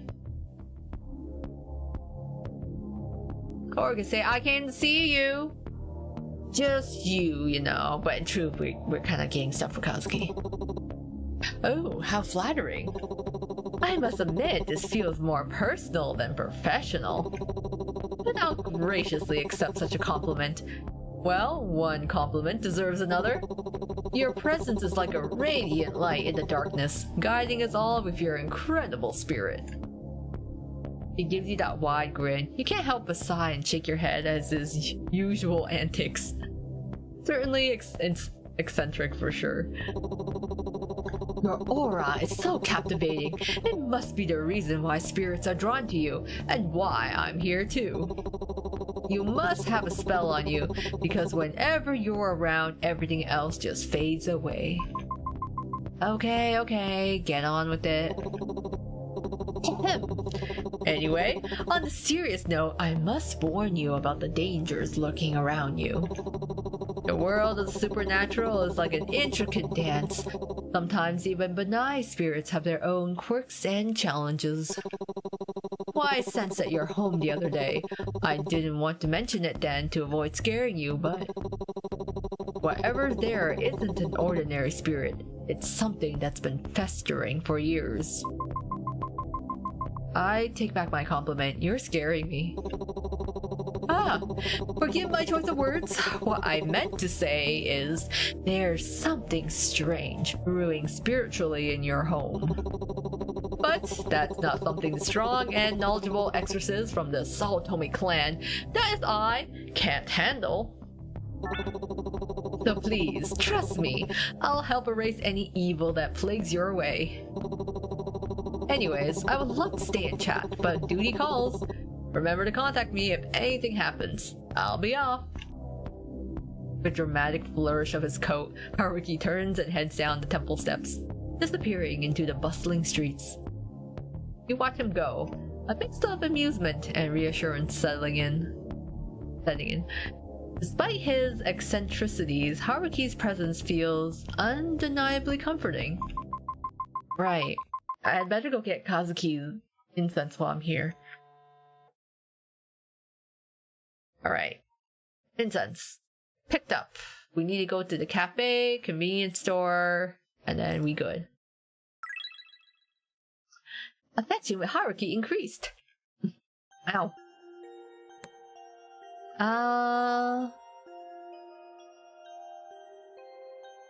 Alright, let's go to the convenience store because we need to pick stuff up.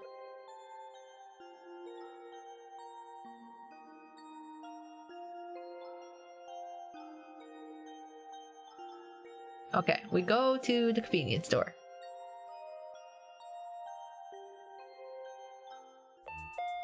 Oh, then we could go see Ren.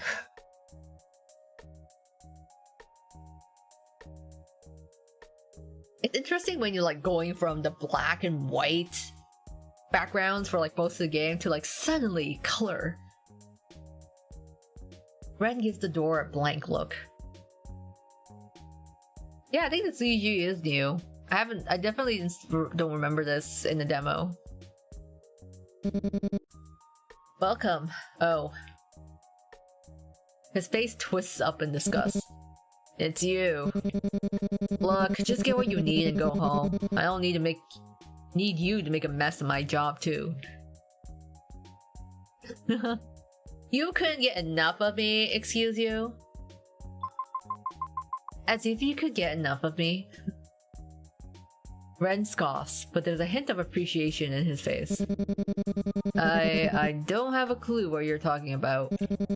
Just get what you need. After picking up the items that you needed, you head back to the counter to purchase them. Yeah, we can dish it back, you know. We already have to take so much crap from our mom. We can at least be sassy with others. Red begins to scan your items silently. He paused scanning and silently looks at the air freshener among your items and gives you an approving look. You look at him, confused at his actions. This isn't the worst thing you could have bought. It's the brand I always get. He appears almost bashful at the admission, as if he has shared a massive secret. Seemingly realizing the strangeness of his statement, he hastily scans the rest of your items without saying another word. He points at the cash register's display. Let's talk to him some more, or we can just keep teasing him. I want to keep teasing him though. I bet you look cute in a uniform. You can't say that. What's wrong? Are you getting shy? Red ducks down behind the counter, his voice muffled as he spoke again. Just pay and leave. Are you hiding behind the counter? No, I am not hiding. The crack in his voice begs to differ.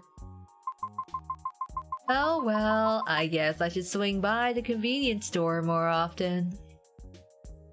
Ren slowly peeks his head out from behind the counter, his ears still burning red. Thank you for the patronage. I hate you. Please come back again. You can't tell me to get the fuck out. But teasing him is so fun though. That's like the best part of tsundere characters. Actually getting them, like basically pushing their buttons and teasing them. That's like my favorite part. I guess it's time to go. Messing with him was fun though. As you head toward the exit, you hear a loud crash. Turning around, you see a customer standing amidst a toppled display. Ren, clearly irritated, clicks his tongue. You just click your tongue at me? You worthless brat! It's your sloppy work caused this. What if I was injured, huh? Like, oh, check out this punk. I saw a short jockey silver, where you mean he attacks his horse. I think like all the equestrian club members do. They like attack with their horses, which I think is really funny. Also kind of cute. It's not my job to deal with morons. What you say to me? I'll report you to your manager, you. Report away, I'll clean it up. I'm not wasting my time arguing. You keep being mouthy with me and I'll fucking slug you. Wow. The customer inches close to Ren and points his finger in his face, threateningly. Ren steps back but realizes he's being backed against the wall as the customer corners him. I can't just stand and watch. We gotta defend him at least. Seeing the customer's aggression, you decide to step in. Hey, how can you say such things? You're the one who should apologize. As you try to intervene, the customer, who you can see is clearly intoxicated, tries to swing at you. Oh god.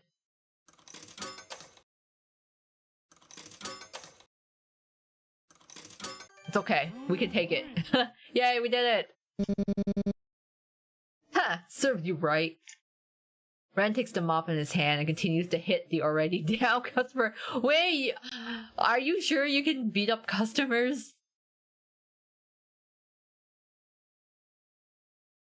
I mean, like, speaking of it, I don't think I've actually seen the other Equestrian Club cards. I never got the Equestrian Club.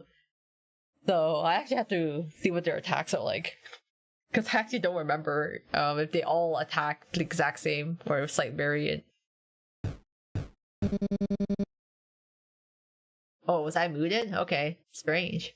Oh, maybe because I'm pressing the spacebar when I was doing the slots. Take that and that. Ren, I think he's had enough. Oh, fine. He tosses the mop aside in triumph.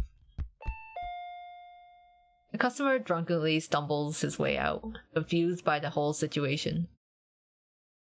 Ren turns to look at you with newfound respect. Huh.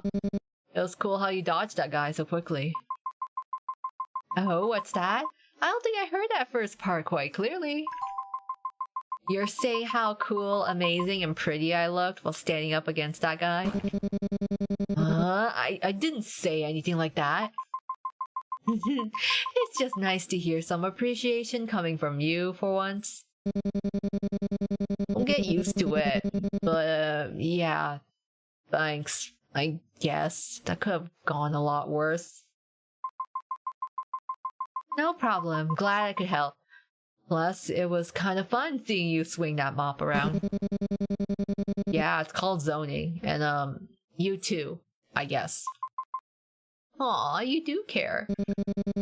Don't make me regret saying that. Look, just if you're free tomorrow after work, we should swing by the shop near the apartment. You know, the one owned by that old granny. I'll pay back this favor. Are you asking me out on a date, Ren? What? No, I just owe you one, alright? Relax, I'm just teasing. I'll be there. Good, and thanks again. Seriously. Anytime. Just try not to get into any more fights while I'm not around. Yeah, just get out here before I change my mind about being grateful. With that, Ren gives you another appreciation before turning back to his duties. Yeah! Congrats on beating up a customer together. I wonder how Club Bill attacks as he throws rejected scripts at people. Actually, yeah, I haven't actually seen the attacks for his sprite. Does he just ram the filming equipment into them? MC is now rizzing. Like, yeah, I kind of do like how MC is at Ren. They have like that sort of like teasing jabs with each other, and like he feels less mopey than compared with Ryota, I think, so far. You leave the store feeling accomplished, and got to see a cuter side of Ren to boot. Cool. And then we still got to thank Yoko for the croissant. Oh, Sandy increased. Oh, hey, wow, that was a big boost. Sandy. Affection with Ren increased. It's really late. I better head home before Mom gives me a mouthful. Okay. Can we stop in one more place, though?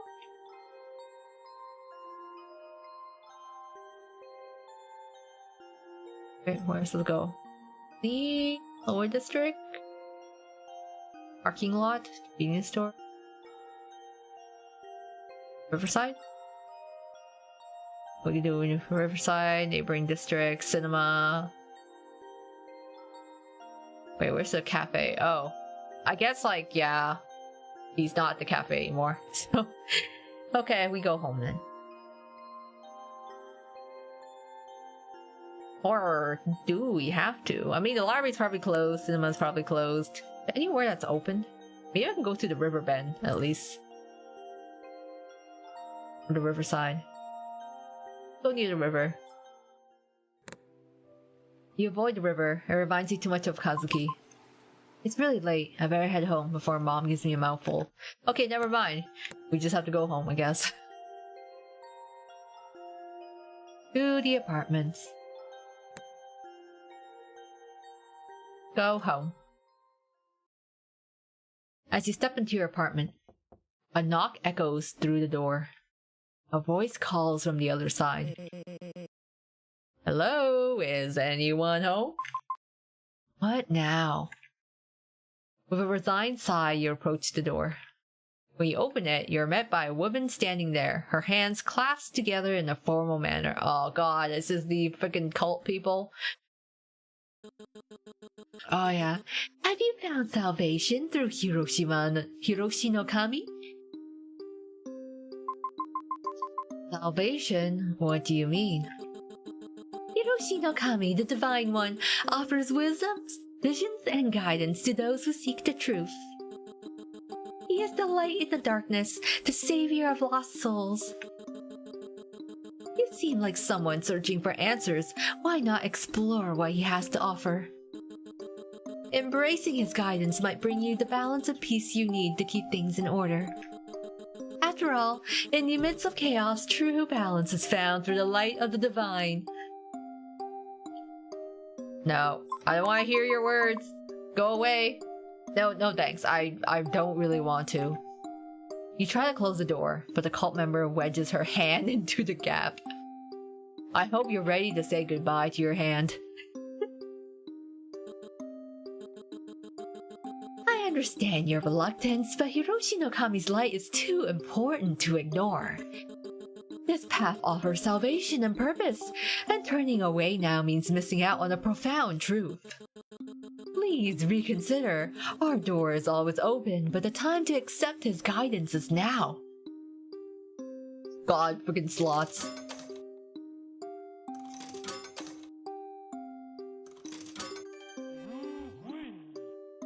Jackpot. Nope. Not today, Satan.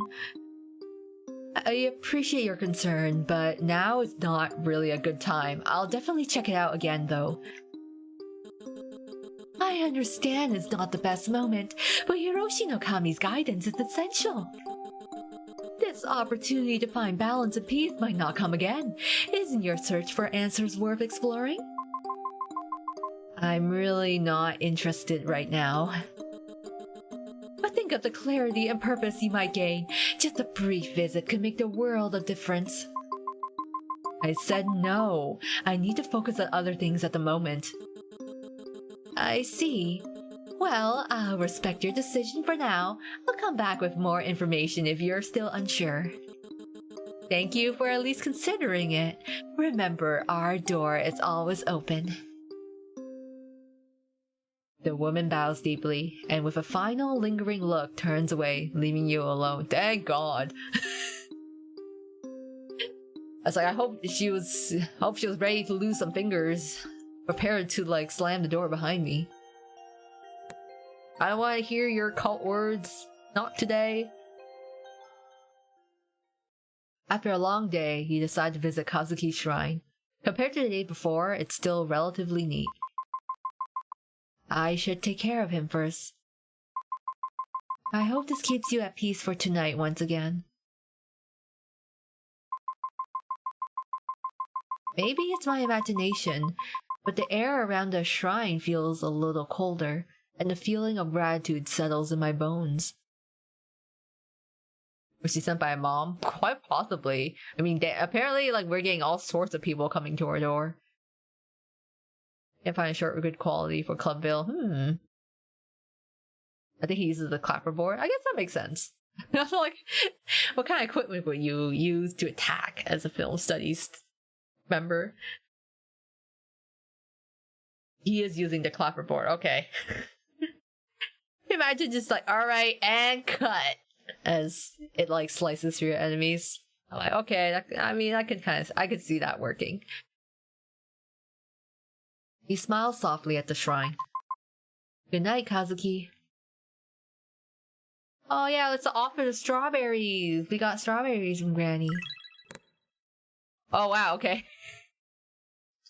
Affection with Kazuki increase. How? Is he gonna come back as a ghost? Somehow? I'm glad Kazuki is enjoying the strawberries from beyond the grave.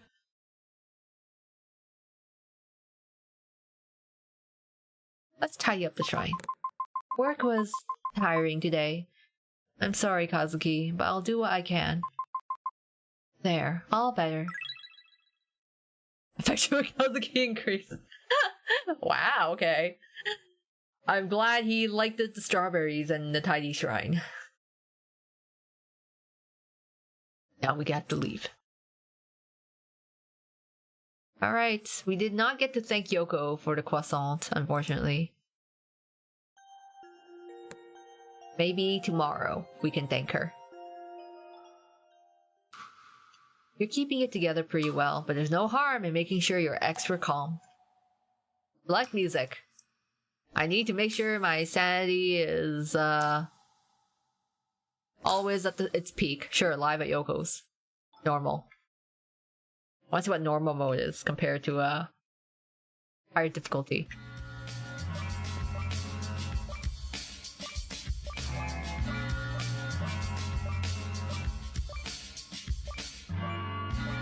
Again, ah yes, nothing like the cool, calm tones of relaxation. Just playing mobile games on my flip phone in the bathroom.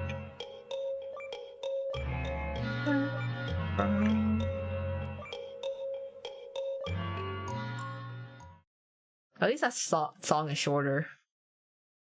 Impressive! You have hit 100% of the tone notes. Yay, me. Ah, sweet. Sandy up. Okay, 85. That's good. We gotta keep our sandy up. I'm curious what would happen if we actually go, like, insane. I'm assuming that leads to a bad end.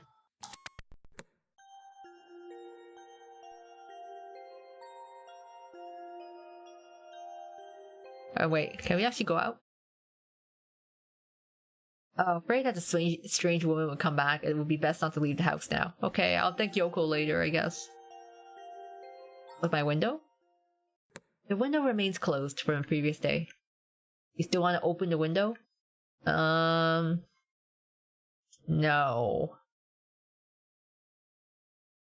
The window remains closed until you decide to open it again. Whoa, what will happen if I open my window? What happens if creepers come in? You step inside and everything seems in place. The door clicks shut behind you. Oh yeah, cult members might crawl in. Yikes, yeah, I'm leaving my windows closed. Gotta lock my doors. For a fleeting moment, peace settles in the air, and your mind drifts back to the day. Whenever I'm with Haruki, his high energy makes me feel less tired. And he's surprisingly fun to be around. I don't know how Ren does it, but customer service is certainly not for the weak. I would get so tired after dealing with all those customers. And a soft, unexpected smile brushes your lips. Maybe things aren't so bad after all. Maybe not everything has to be difficult. But before the thought can settle, something stirs beneath your skin. Guilt, thick and alive, begins to bubble, crawling its way through your veins and towards your fingertips. Your hands tremble. You glance down. Was that a flicker? A slither beneath the surface? What the... How can you enjoy life when Kazuki's killer is still out there? You don't actually believe he committed suicide, do you?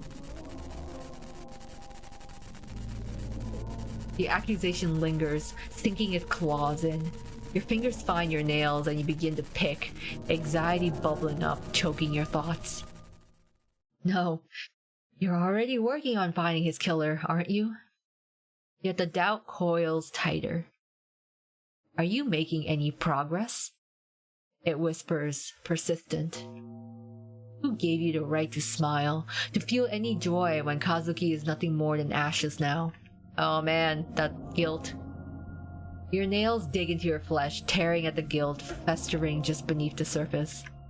You claw at your skin, frantic, as if somehow you can scrape away the guilt. As if those phantom insects crawling beneath the surface will stop moving, will stop whispering. The scar on your hand throbs, sharp, biting, and suddenly your wound opens again, fresh blood dripping down your wrists. Your head pounds, a drumbeat of dread. A knock echoes from the door, soft but familiar. The cult again? Panic seizes you and you rush to the back room, desperate to escape, to wash away the dread crawling up your spine. You splash cold water on your face, but as you glance in the mirror, something flickers behind you. A shadow. A presence. Your stomach twists violently, bile rises, and you hurl the day's lunch into the sink. Then, without warning, the lights snap off. Darkness engulfs the room, thick and suffocating. The only sound is the low, menacing hum of the ventilator and the running water, filling the void. And then, footsteps. Thumping, scuttling. Someone is outside the bathroom door. Oa. A voice calls out to you. Mom? No, it can't be. She's far away, too far to be here. You shake the thought away, but the thumping grows louder, and cold dread seeps into your bones. The wound on your hand bleeds more, pain shooting up your arm. Kazuki. You whisper a prayer, barely audible. I'm sorry, please. I'll find your killer, I swear. Your phone buzzes in the dark, cutting through the tension. A notification flashes from your mom. Remember to call if you need help. Your heart clenches, a bitter laugh slipping from your lips. Fuck that. I'm not calling that bitch. We're not calling our mom. But then a colder thought cuts through the fear. Who are you calling?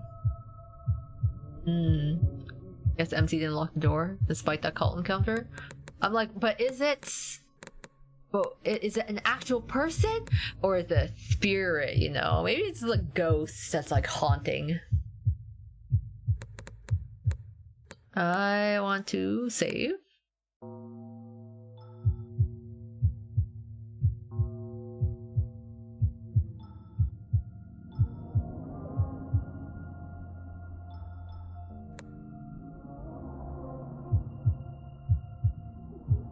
We can write to Kazuki, call Haruki, or call Ryota. Interesting. We can't call Ren. Or just run out. I feel like it's probably not gonna help. I'm gonna say call Haruki. Haruki, help. I wanna try to get on your route. Yeah, I don't think it's actually somewhere now, the direction it's going. I wonder, she's gotta be like possessed or something's haunting her. Your hands trembled as you pull your phone out and you called the only person you knew who could deal with this. Hello, dear client. Are those pesky spirits being restless again? Or perhaps they're moving things around your apartment? Fear not, for my services are always at your disposal. You were so taken aback by his precise knowledge of your predicament that the rest of his bombastic greeting went right over your head. How did you... Anyway, you're right. Things in my apartment were moved while I was at work. I swear my apartment was empty and no one was home. When I got back, everything was a mess and something fell off. I didn't know what it was, but it felt... supernatural, perchance? Please just come over and help me. Of course. I'll be there shortly, milady.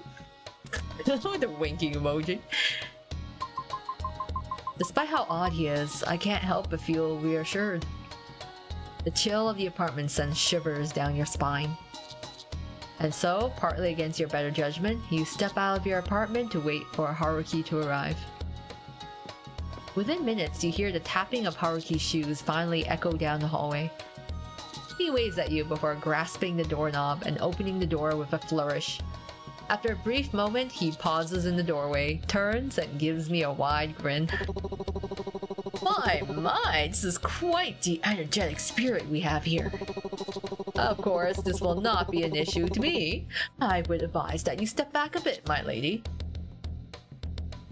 You immediately take Haruki's advice and take a few steps back.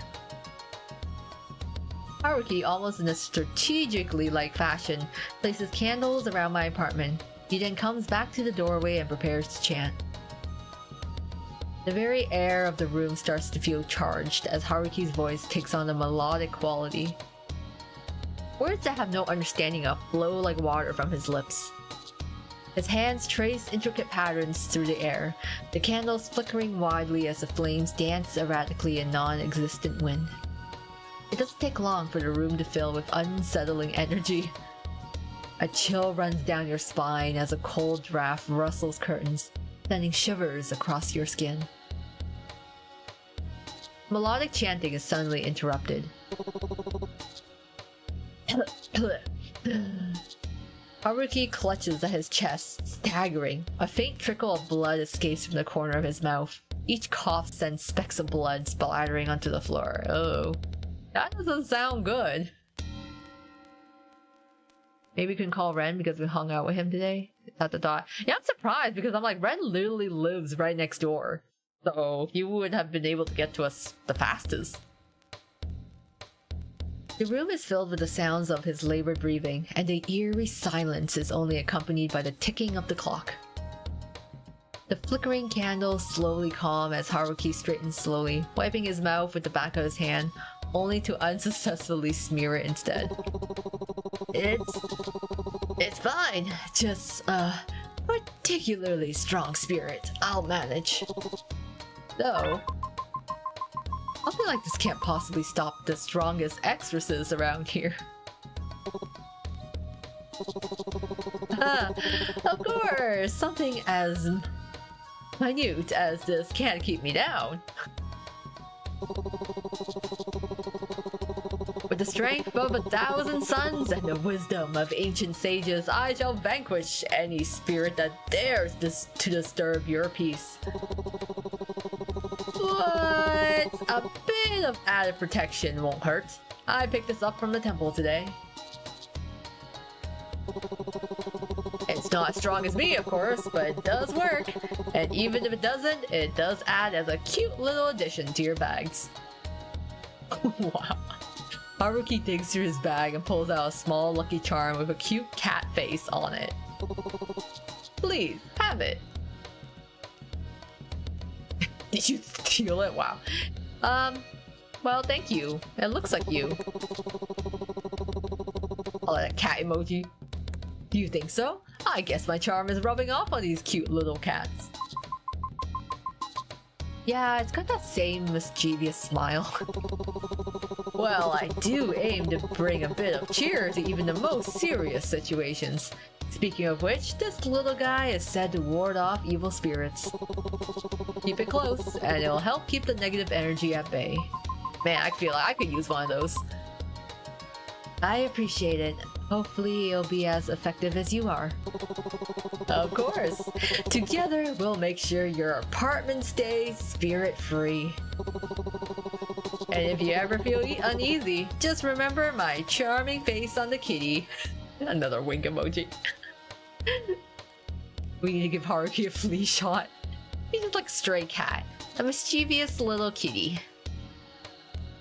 All his waving around leaves his sleeve pulled up, revealing tattoos on his arm that seem closer to carvings than ink.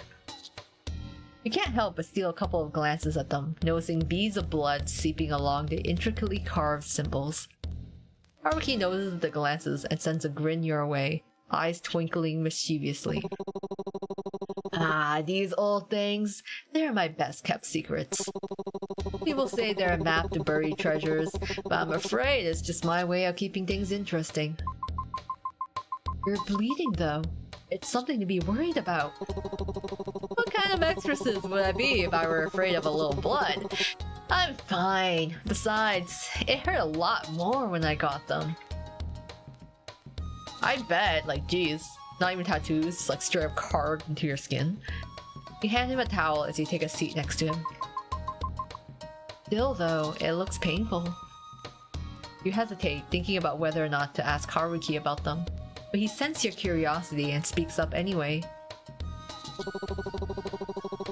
They're protective wards so that I won't ever lose a battle with a spirit. But if you're so strong, why do you need them?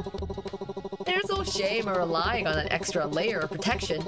Sometimes there are enemies you can't fight alone. And besides, they look pretty cool, don't they? Adds the whole mysterious exorcist vibe.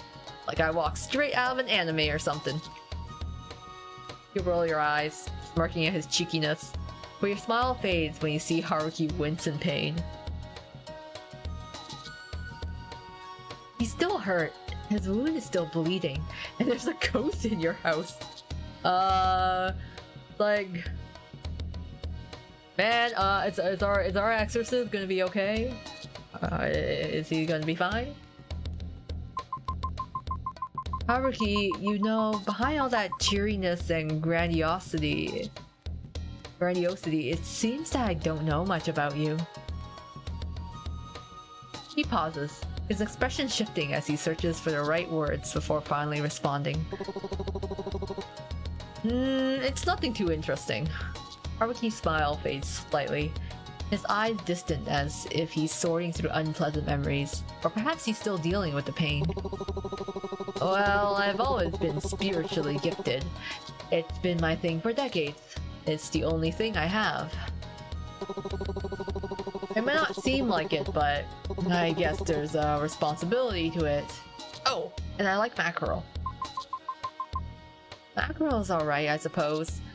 Personally, I'm more of a salmon girl. I like salmon. Alright, it's the food of the gods! Haruki's expression shifts to something softer, but still less genuine. I know it might be hard to trust someone like me, but if for some reason you do, thank you. I appreciate it. I promise I'll tell you everything someday. Maybe over some fried mackerel. You give a soft chuckle at his playful remark as he returns to his usual demeanor. He adjusts his sleeves to conceal his tattoos once more. The little ritual I did should keep him quiet for a while, but watch out, this one is a persistent spirit. You nod gratefully, feeling a sense of relief mixed with concern for Haruki's well-being. Thank you, Haruki. Please take care of yourself. He acknowledges your words with a nod, his eyes reflecting a flicker of gratitude amidst the wariness. Always, my dear client. Until next time. Haruki trots back down the hallway, giving one last wave as you close your door. Oh, our sanity increased. Oh, thank God. But at the same time, I'm like, girl, let's just move out. Let's just not stay in this. This apartment is haunted as hell. I think we should move out immediately. Great, I just ate, but now I want seafood. I don't want more sushi. Oh damn, I could go for some fried mackerel, some teriyaki salmon. Affection with Haruki increased. Well then, what a night, eh? What a night. The window remains closed. You want to open it? No. Not opening it yet. Jeez. Yeah, I've already tended to it today. Alright, maybe now we can actually sleep.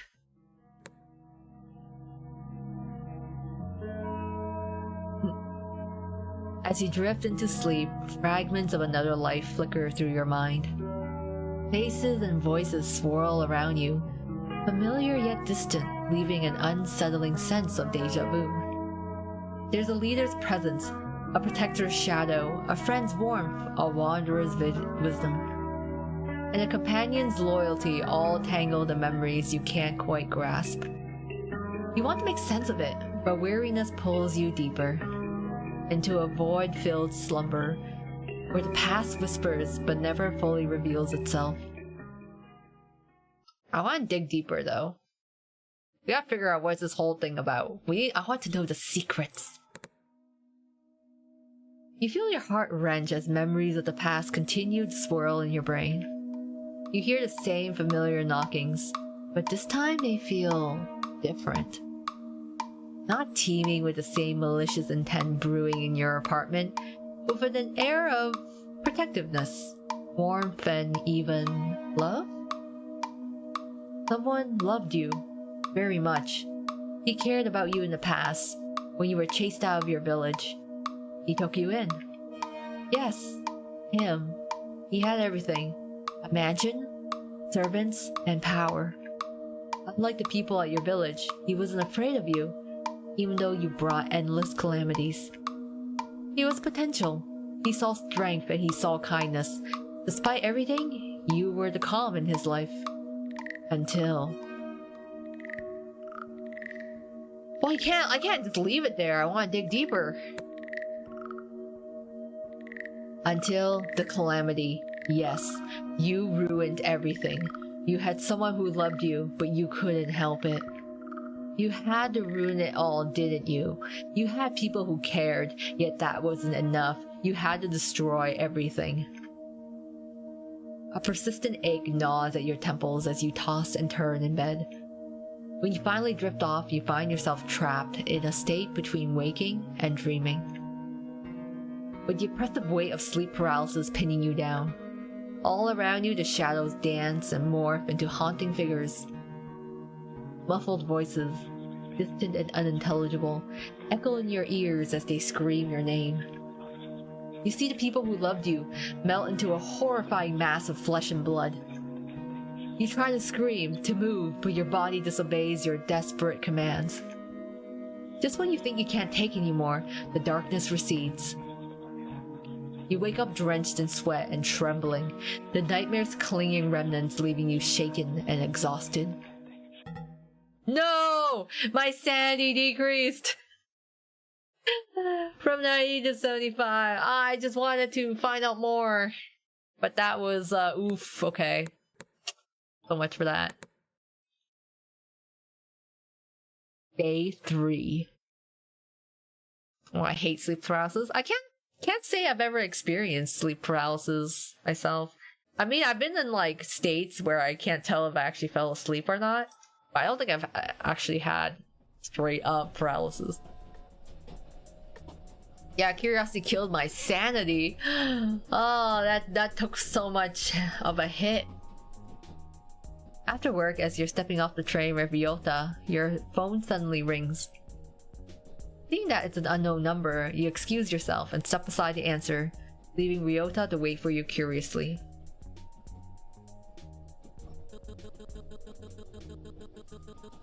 Hello, this is Officer Watanabe.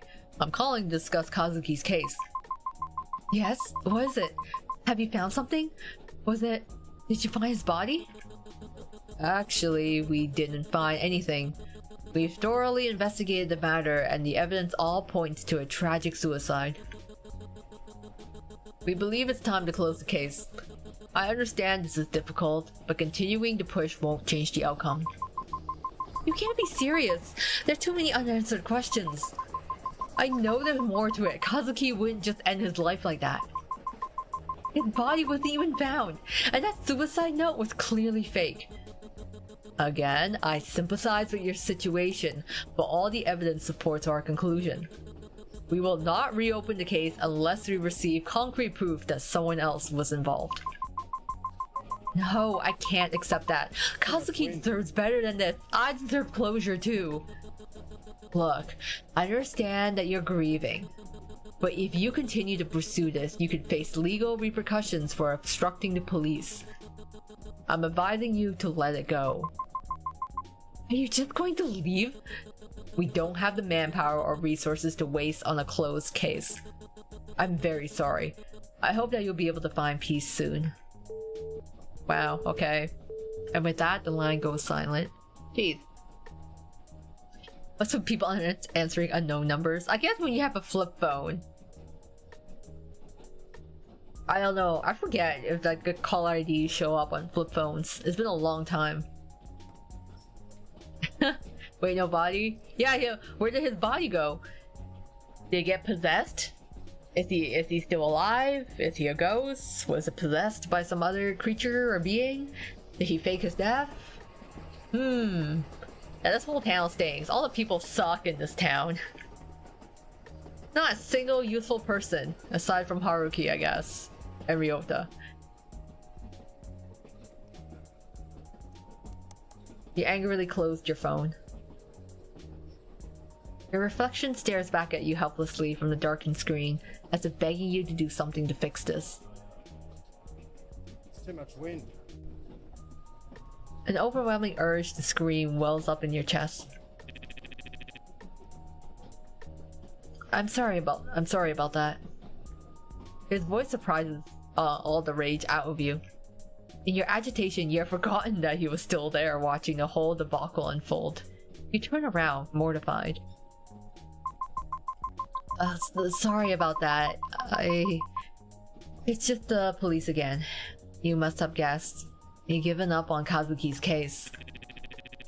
I'm really sorry that this is happening after all the work you put into this. I don't know what I can do to help, but if there's anything at all. Yeah, I mean, like, maybe it's time to move on. Move away from... I mean, I guess she works here, so it's not like she can really move. She quits her job, packs up everything, and just goes to another city. But then... we won't be able... I feel like she wouldn't be able to do that until she figures out what happened to Kazuki. Oh, no. It's okay. This is my burden to bear. I can share it with you if you'll let me. Even so, it's not good to fret over the past. Your mother is right about that. Ugh, not her again. I know you really look up to her, but she's not exactly the best person to listen to. Especially with how stubborn she is about her ideals. The way she believes how anything can be overcome if you just put your mind to it. But sometimes, hard work just isn't enough. I know how headstrong your mother can be, but that mindset did help me and Yoko out of everything. You vaguely recall how your mom was there for Ryota and Yoko back in school. She helped them to escape their abusive home, always listening and supporting them as her teacher. Oh, okay. I remember that the mom did help them out a lot, so it looks like she helped them get out of their abusive household.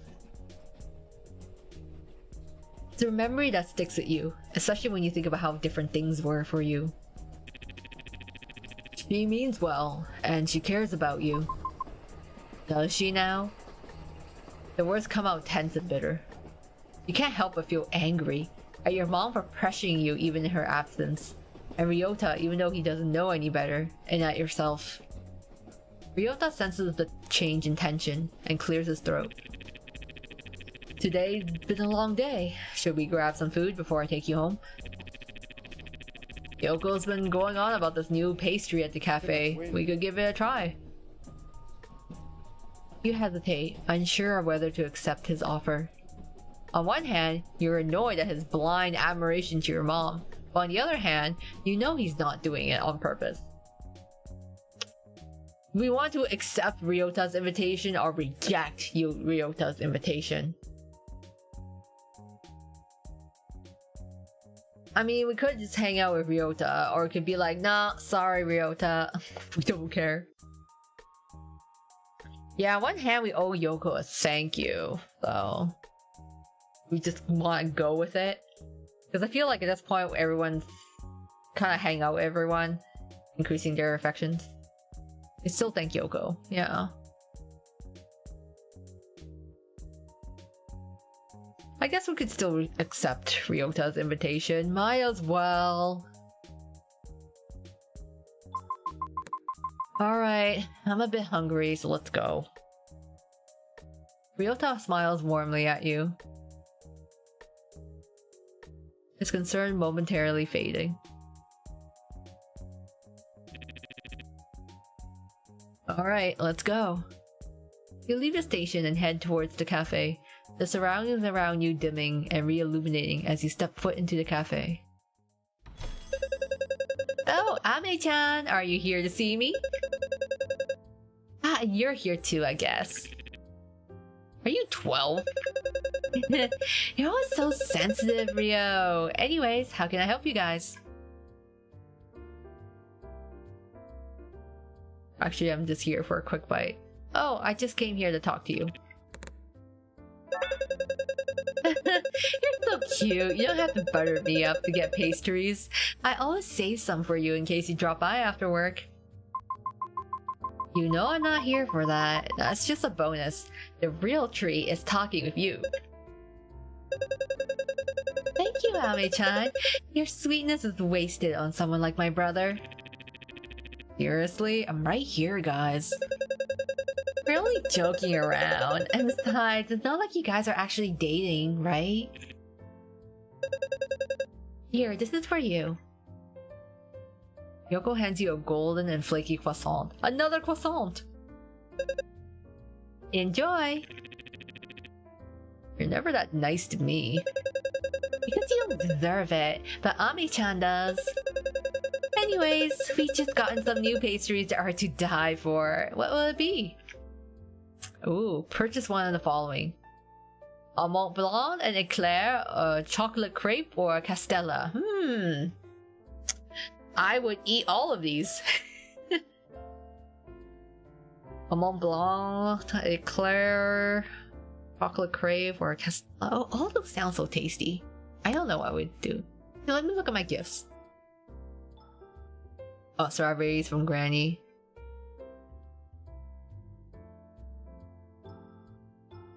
The foam charm from Haruki. I have the onigiri. Okay. What happened to the other croissant? So Yoko hidden route. I wonder if they actually had a DLC. Would Yoko be the extra route to go on? I don't know. I can't choose. Damn. I would eat any of these. All these sound tasty. Castella, crepe. Actually, reminds me. I actually have some castella in my fridge. I forgot I actually had it. It's in the back of my fridge, and I kind of forgotten about it. So remind me I have cake in the back of my fridge. I'll eat it eventually. Maybe a Mont Blanc or an eclair. No, I feel like a Mont Blanc or a crepe. I'm gonna say a Mont Blanc. The poor Castellas. Yeah, I hope I had to check the expiration date on the Castellas. I hope they haven't been sitting there for that long. Sounds great. I'll take that over there. Ooh, this one's a classic soft, sweet chestnut cream piped like a mountain peak with just a dusting of powdered sugar. It tastes like autumn in every bite. That sounds good. Chestnut cream? I don't get a chance to eat Mont Blancs very often. They're not as common where I am. And what about you, Rio? Just a coffee for me, thanks. Alright, coming right up. You two find a seat and relax. As you find a cozy corner to sit in, you can't help but notice the warmth in the cafe. A stark contrast to the cold conversation with the police officer. Ryota's attempt to lighten the mood doesn't go unnoticed, and you start to feel a bit of the day's stress melt away. Shortly, you see Yoko bringing over the pastries and coffee with a cheerful smile. Here you go! Enjoy! Thanks, Yoko. This looks delicious. Anytime, Ame-chan. Just remember, you're always welcome here. Oh, after this, see his friends at Granny's. Oh yeah, we did tell Faye that we were gonna see him. Oops. I kind of forgot about him too. You take a bit of the pastry, and for a moment, everything feels a little bit better. Actually, I just needed to get out of the house for a bit. It's been a rough day. Work's been stressful, my mom's been on my case, and Kazuki. It's all just a lot. And with everything that happened, especially last month. Abruptly, you realize that you're rambling about your troubles. You immediately clamp your hand over your mouth and look up at the siblings, hoping that they haven't been too put off by your negativity. That's okay. Don't put too much pressure on yourself, okay? You're already doing a good job handling everything, especially with what's going on. I know what I said earlier about your mother's mindset, but it's also about your own strength. You're doing great. Thank you. You can always rely on us, you know. We're always cheering you on. Ryota nods in agreement. You feel supported. Despite everything, you are loved. You spend the rest of the night with them, talking about mundane things as you enjoy your dessert. Maybe you'll be alright. Not in the long run, but just for tonight. Eventually, the cafe closes, and you part ways with Ryota and Yoko, feeling a bit lighter than before. Roam the streets. I'm sorry, Ren. Oh hey, our sanity went up at least. Affection with Ryota increased. Affection with Yoko increased. Wait, Yoko? I didn't realize. Is Yoko actually the hidden route?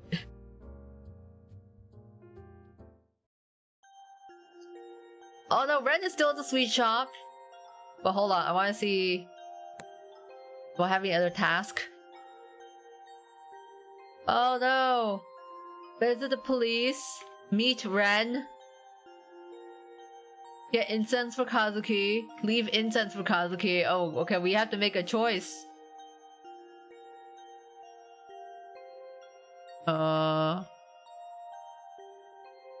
Let's see if it's still open. But rest of the night makes me think. Yeah, no, we're still good. We have to choose though. We can't get to the temple. I don't know if I can get to the temple. Maybe I can still go to the temple. That's a lot of task. Visit the police station?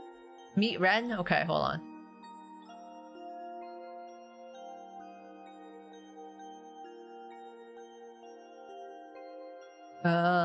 Here, I'll save here. 1 hour passes, we need to do this. Okay, let's see if we can do some other... Oh hey, Haruki's by the river. Alright, okay, let me see. We need to pick... Let's visit the police station. You decide to visit the police station to confront Officer Tanaka in person. The lower district feels more impressive than usual, the weight of the situation bearing down on you. You're persistent, I'll give you that. What more do you want to know? There must be something you missed. Any small detail that could change the case. We've been over everything multiple times. The suicide note, the lack of struggle, the witness statements, it all points to Kazuki taking his own life. Yeah, why is the police station, like, so dark?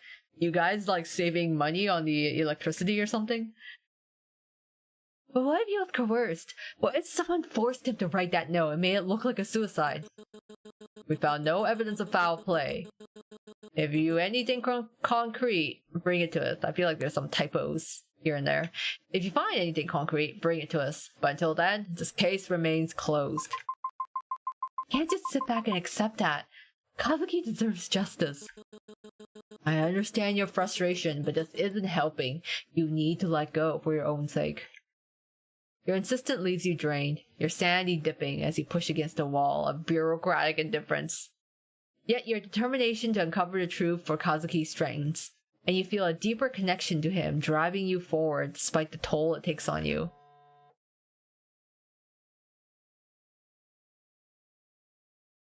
Then meet Ren. Can we still get to the station? No! My sanity! Oh no! We just increased it! Now it went back down! Jeez, okay. I feel like Kazuki's route is basically one massive sanity debuff with everything you do. That is rough. Okay. Affection with Kazuki increased. But at what cost? We still got time. Still got time. I might accidentally end up on Kazuki's route if I'm not careful.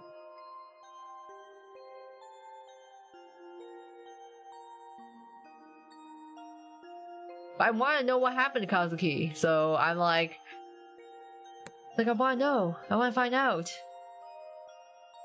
You know, I'm kind of juggling all the guys right now. I need to go to the temple. Where's the temple at?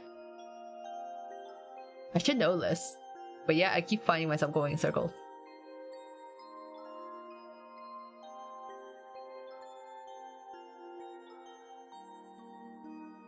Where's the temple?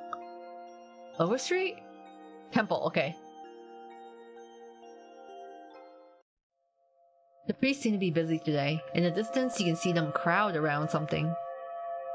A table, heavily laden with offerings and draped in rich red cloth. Talismans arranged meticulously around the table.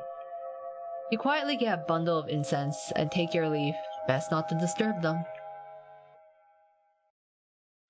Alright. Now let's go see if we still have time for Ren. I think we're still good. Let's go.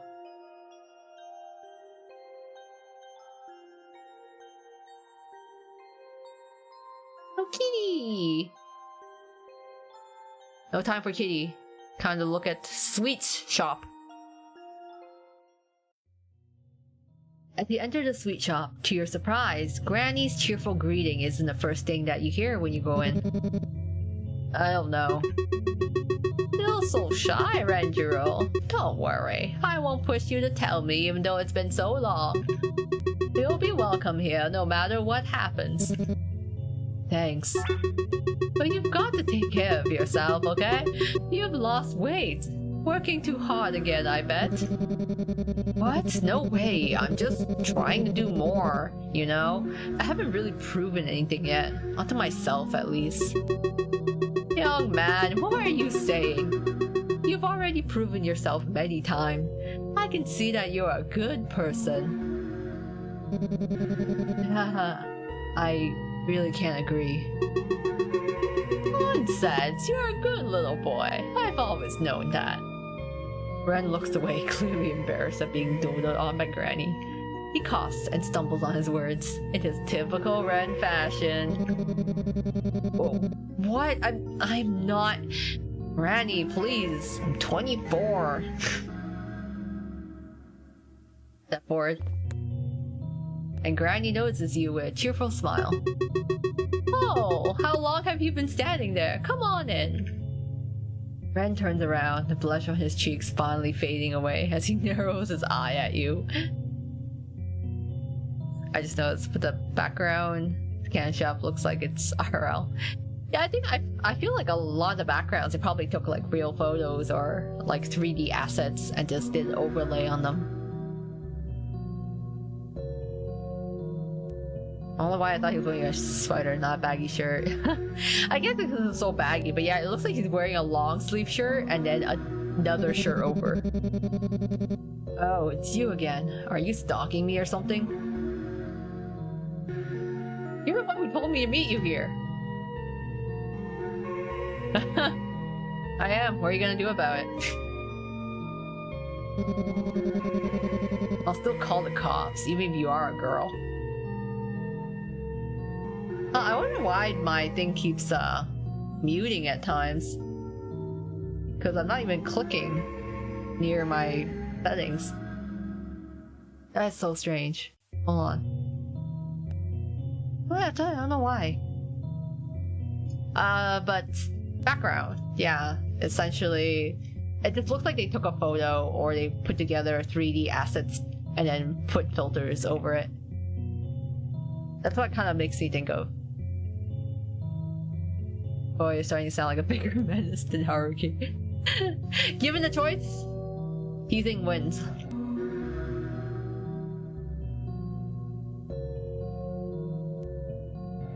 Oh, I don't think you went mute? Huh, okay. I don't know, weird things can happen.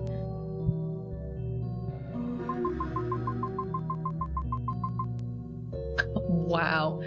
Quite the Karen, aren't you, Ren? Fitting, with that haircut of yours. Mwah. Ren doesn't have the Karen cut. What the fuck?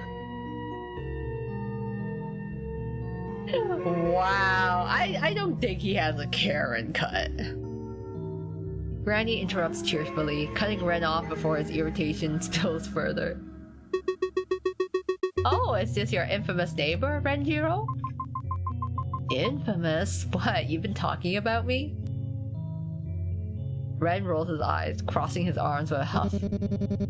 Yeah, you're a bit hard to ignore, especially with all the noise you make in your apartment. Ren then waves dismissively at Granny before pointing at you. That's her, alright, the nuisance herself. Renjiro, you're a shoe samurai young man. I guess it's like calling himself Ren for short. You pout, jabbing a finger at him. Oh, please, Ren, like you're any better.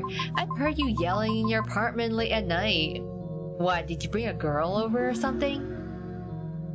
Ren's face flushes with embarrassment, his eyes widening in disbelief. What? Girl? No, that's ridiculous. I didn't. He bites his tongue, nearly revealing more than he should. Oh, what was that? You didn't what? Come on, spill it. Who's this mystery girl? Renjiro, I didn't realize you were inviting guests over. You know, you have to be careful with that sort of thing, dear. Ren's face goes from red to mortified. Yeah, I thought we were supposed to be getting a thanks. What kind of appreciation is this here? Literally just making jabs and little scalding remarks at us. I love how Granny's is like, oh, Ren, are you inviting pretty young ladies to your apartment? Oh ho ho! Are you getting it on, Ren? There wasn't anyone over. I was just streaming my games, okay? My teammates were terrible, so I had to motivate them. Our thanks is making Ren a punching bag. Granny. Yeah, no. He can try all he wants, but we have the teasing upper hand. Wait, you're a streamer, Ren? Ren stiffens, realizing he's let something slip. No! That's not the point. Anyway, Granny, you really ought to be careful around her. She's always poking her nose into things. You never know what she might be up to. Excuse me? You're the one spilling all the secrets, and if anyone's suspicious, it should be you. What, me? I'm trustworthy. I've known Granny like since I was a kid. She practically treats me like family. Granny chuckles softly, clearly amused by the whole exchange. My, Ren, I've never heard you say something so sweet. You've always kept to yourself so much. Ren stammers, embarrassed. I didn't mean it like that. You're twisting my words again. Did you just come here and make me look bad? No, we came here so that we could tease you. Big difference, you know? I didn't realize you had a soft spot for anyone. It's actually kind of sweet. Cute, even. Yeah, Sprite looks like a sweater. Yeah, it does kind of look like he has like this sweater or shawl that he has over him. Ren turns even redder, glaring but unable to find a proper retort. I do not! Stop making it sound like that! You're the one being weird here. You smirk, clearly enjoying his flustered reaction. You're making it too easy, Ren. Ren, still embarrassed, mutters under his breath as he crosses his arms. Ugh, whatever. Granny watches the exchange between the two of you, her eyes softening as she smiles warmly. I'm glad you have someone you get along with, Renjiro. Now Granny doesn't have to worry so much about you. Ren's eyes widen, clearly taken aback by her words. He opens his mouth to respond but fumbles. His face turns a shade redder as he struggles to find the right words. Let's continue to get along together in the future. Look at you going around making trouble for others. Don't worry, I'll take care of him. Is this a raising affection or raising blood pressure? Maybe it's both. Maybe they're correlated. It's like the suspension bridge effect, you know? He feels the pounding in his head and heart. Is it stress or love? Who knows? Let's continue. Don't worry, I'll take care of him. Let's continue to get along together in the future. Don't worry, Granny, I'll take care of him. You flash Granny a reassuring smile, crossing your arms confidently. Don't worry, I'll take care of it. You throw a playful glance at Ren, clearly enjoying the situation. Ren's eyes widen and his face turns an even deeper shade of red. He immediately steps forward, waving his arms in protest. I don't need to be taken care of. His voice cracks slightly as he tries to assert himself, but the embarrassment is written all over his face. He can't help but chuckle at his reaction, which only seems to fluster him more. Aw, look at you, getting all worked up. Red shoots you a sharp glare, crossing his arms defensively, trying to maintain whatever dignity he has left. Cut it out, I'm not some kid you need to babysit. Yeah, sure, Ren. Alright, Ren. His cheeks remain flushed as he huffs in frustration. Despite the endless teasing between you two, he still remains as embarrassed as ever. Before you can respond, Granny lets out a sudden harsh cough, her frail form leaning heavily against the counter's edge. No, Granny! The sound startles you, and before you can move, Ren is already at her side, guiding her to the creaky wooden stool behind her. Granny, are you watching your health? Remember what the doctor said about resting early? You should close up shop soon. It's so late already. Granny chuckles softly, her eyes crinkling with affection. Ah, yes. Yes, I will. You're such a worrywart, Renjiro. Granny is still strong. You two should take care of yourselves as well, alright? She glances meaningfully at Ren, her voice softer now. And Renjiro, come visit soon. You're a family too, you know. There's a brief silence. Ren stands there, his expression unreadable as he looks at her. After a moment, he awkwardly rubs the back of his neck. I'll think about it. After saying your goodbyes to Granny, you both step out of the sweet shop, the warm night air greeting you as you leave. I thought he was still supposed to thank us, eh? Or maybe the thanks was being able to tease him, like, relentlessly. The streets are quiet, illuminated by the soft glow of streetlights. Ren falls into step beside you, his hands shoved into his pockets. There's a brief silence as you walk, the sound of your footsteps echoing softly against the pavement. He seems lost in thought, a slight frown creasing his brow. As you near your apartment building, the tension in the air begins to lift, and you decide to break the silence. So, how do you know Granny? Ren hesitates, glancing at you as if weighing whether to answer. You offer a small, awkward smile, silently hoping he won't brush you off. But after another moment of silence, he lets out a long sigh. She took care of me when I was a kid. I practically grew up hanging around her shop. He pauses, as if the words feel unfamiliar, coming out. She was good to me, always there when I needed someone. But once I graduated high school, I moved out and kind of lost touch with her.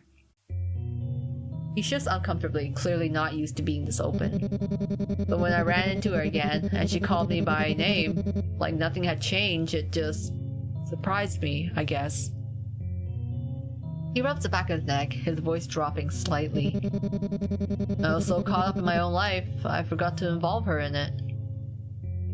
You hesitate for a moment, the quiet stretching between you and Ren. The soft hum of the night settles around you both, and you're unsure what to say next.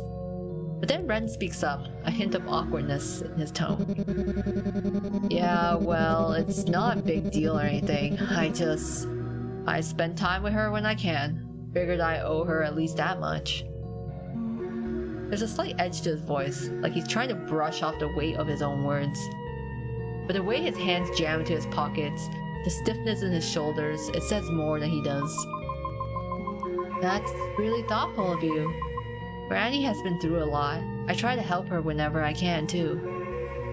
Red lets out a quiet breath, like he's trying not to acknowledge the compliment. His eyes shift towards the ground, and he shrugs, but the gesture feels half-hearted.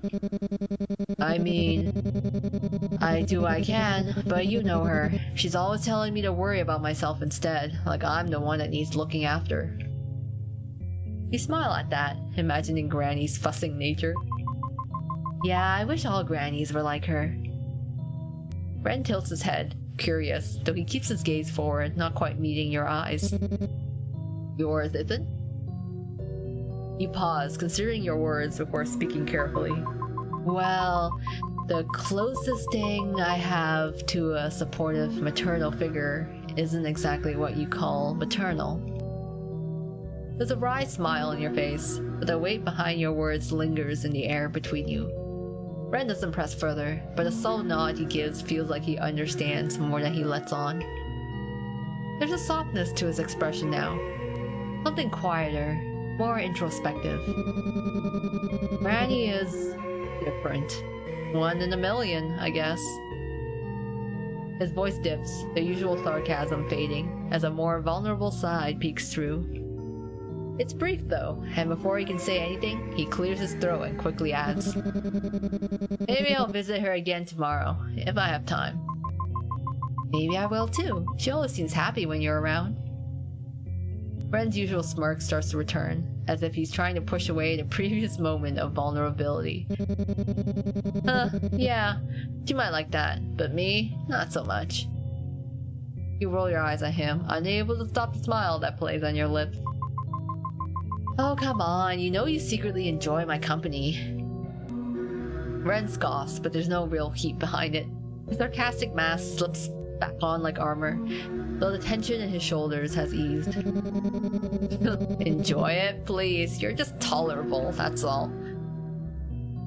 The two of you continue walking in companionable silence, the soft crunch of gravel underfoot the only sound. The night air is cool and gentle, and there's a strange sort of peace in the quiet between you, something unspoken yet understood. When you finally reach your apartment doors, there's a brief hesitation. Neither of you seem quite ready to part ways just yet, and the silence stretches again, though this time it's warmer, more comfortable. You're about to break it, to say something, anything, but Ren beats you to it. Thanks for, keeping Granny company. There's an unexpected sincerity in his voice, and when you glance at him, his usual bravado has faded. His eyes flicker toward you briefly before darting away again, and he awkwardly shifts on his feet. A soft, genuine smile touches your lips. Of course, she's important to me too, but thanks for looking out for her. I think I learned a lot about you today.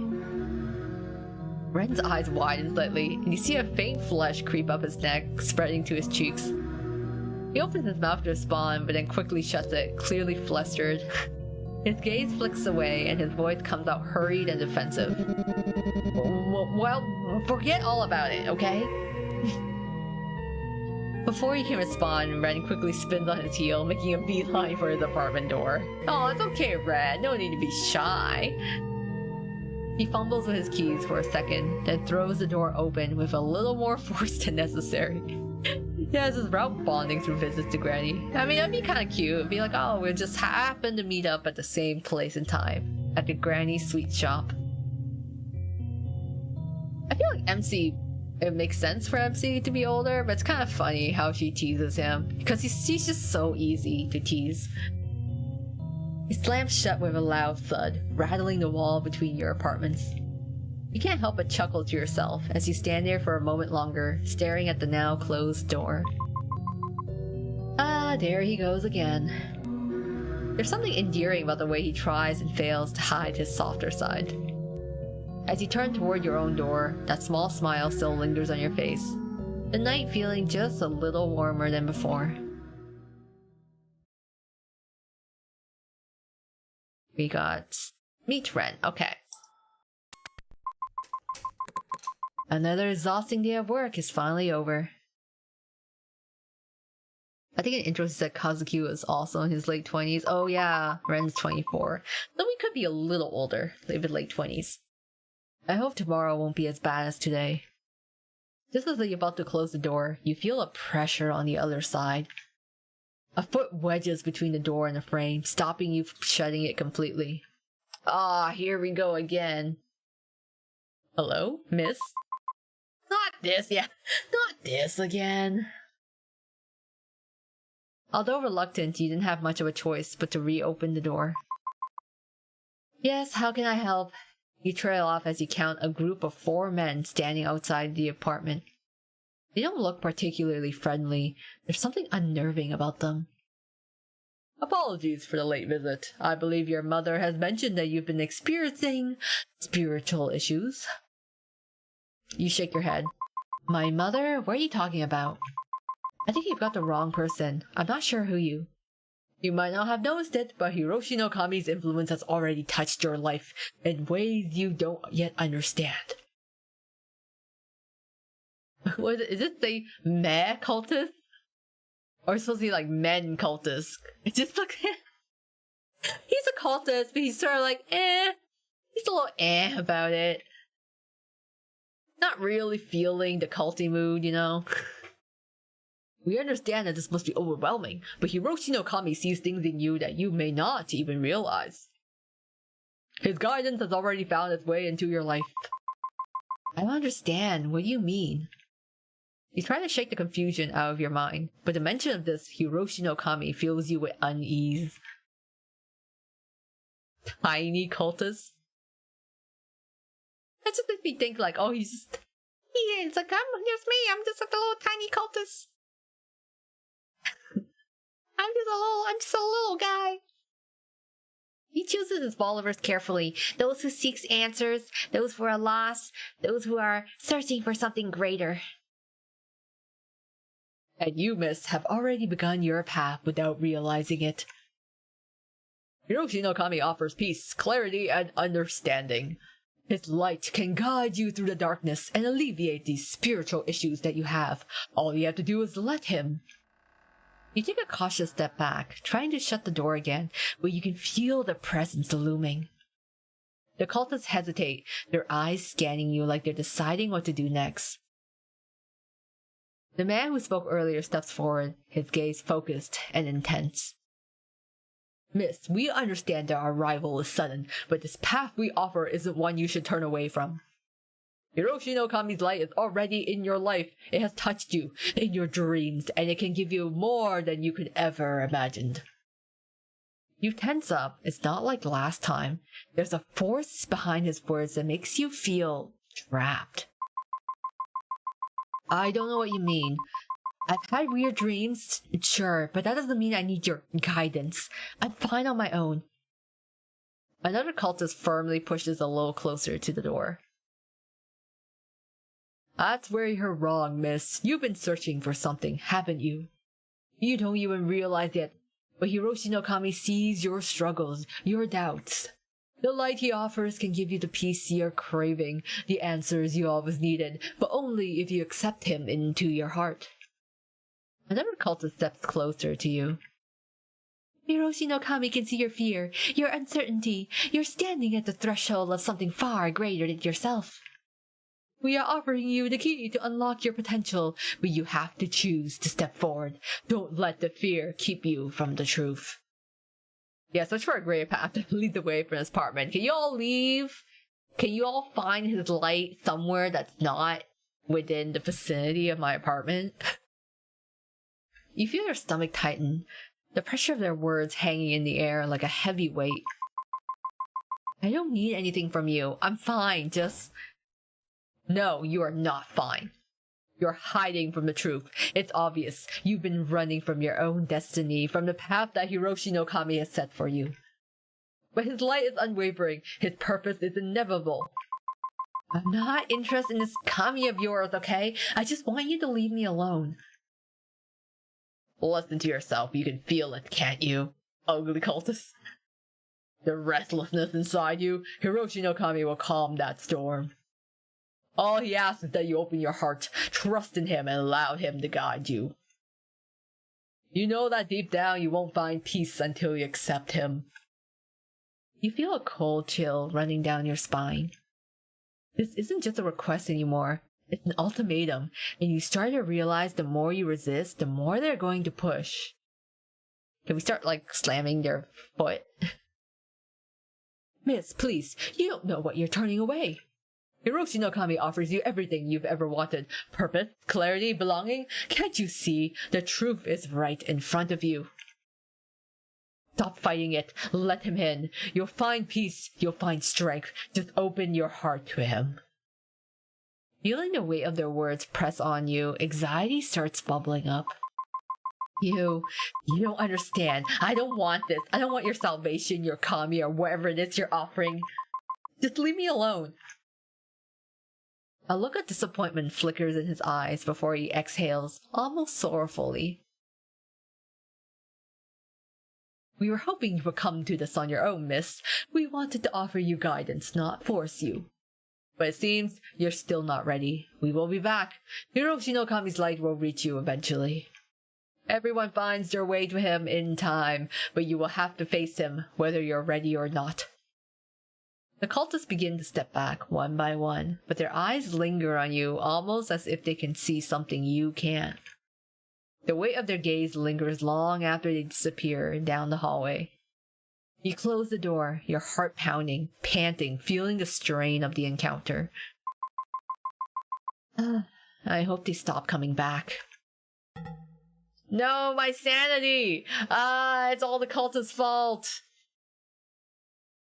You turn away from no-face NPCs for Ikemen, yeah. No, let me hang out with the guys instead. Stop coming to my door.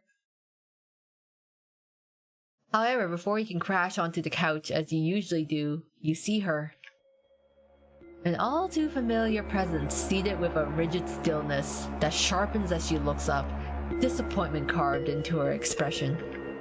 Oh god. Oh god, she's here too. Why are you doing this to me?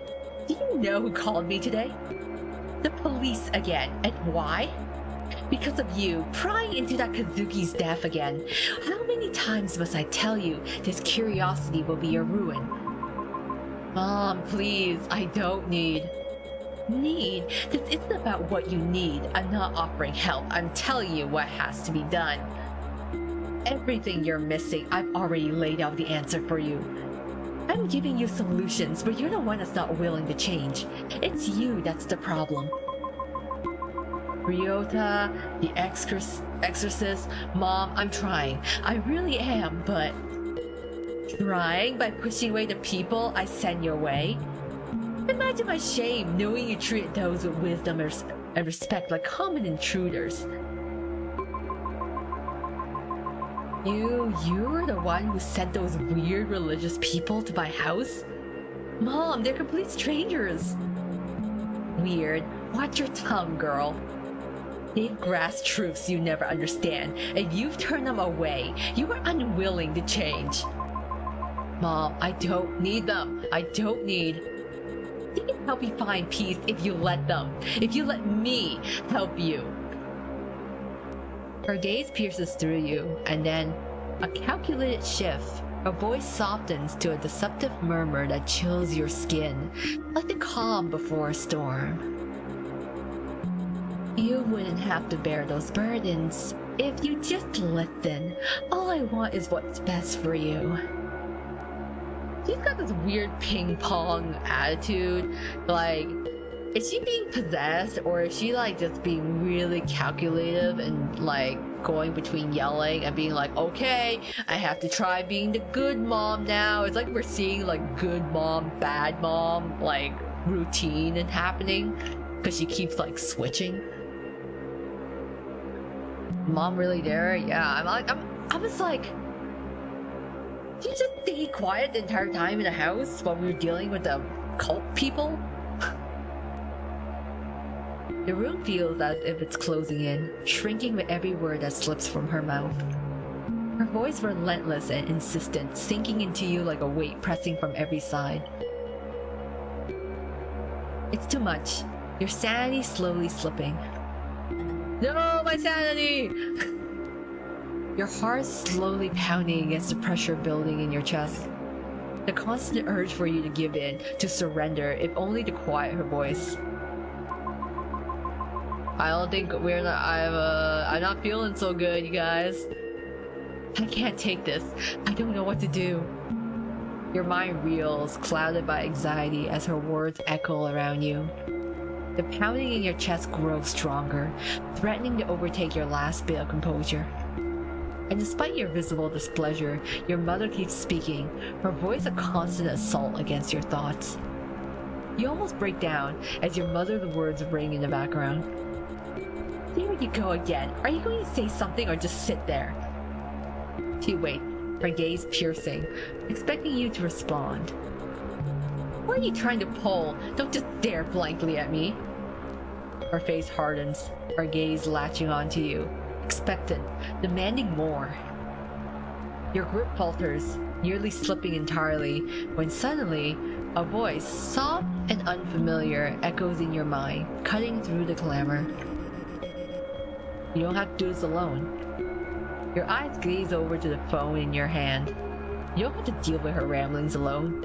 Yes, you can always get help. I'll have to call someone, but Ryota's nowhere nearby. Haruki, who knows where he is right now? Ren could be an option, but he's hardly the type to calm things down. If no one's going to get here right away, then I'll have to keep her distracted until they do. Who should I call? Ryota, Haruki, or Ren? Call Haruki. I want to keep staying on Haruki's route, even though I'm very curious on, basically, whatever our ghostly husband, late husband is, but... Go Haruki.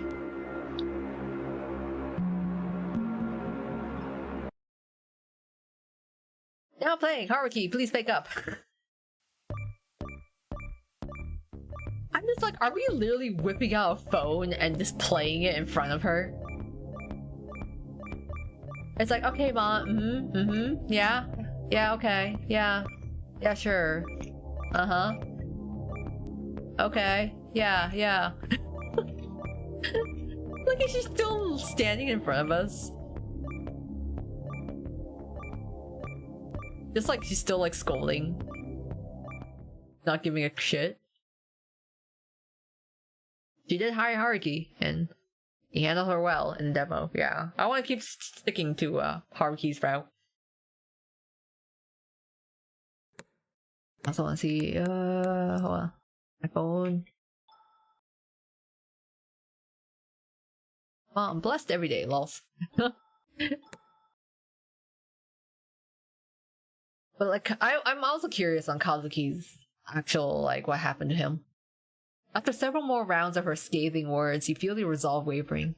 The suffocating silence following each of her accusations presses down on you, urging you to respond, to appease her, anything to relieve the tension mounting in the room. Your thumb hovers over your contacts, finally landing on that familiar name. Haruki. Did you really call him? You're not sure what he could do, but if your mother believes in him enough to hire him, it's worth a shot. You quickly type out a message and hit send. Your heart racing as you wait for a response. She's literally still scolding you, and you're just whipping out your phone and being like, okay, give me a moment here. Don't worry, Mom, I'm still listening.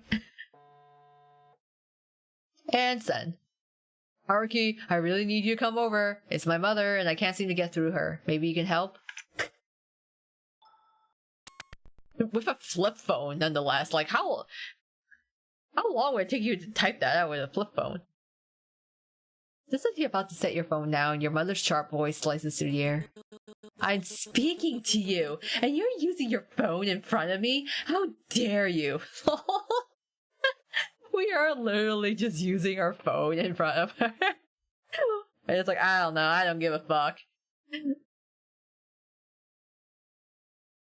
It's been a long time since I had my first phone was a flip phone, but it was a long time ago, and I remember you had to like press to select the letters you want.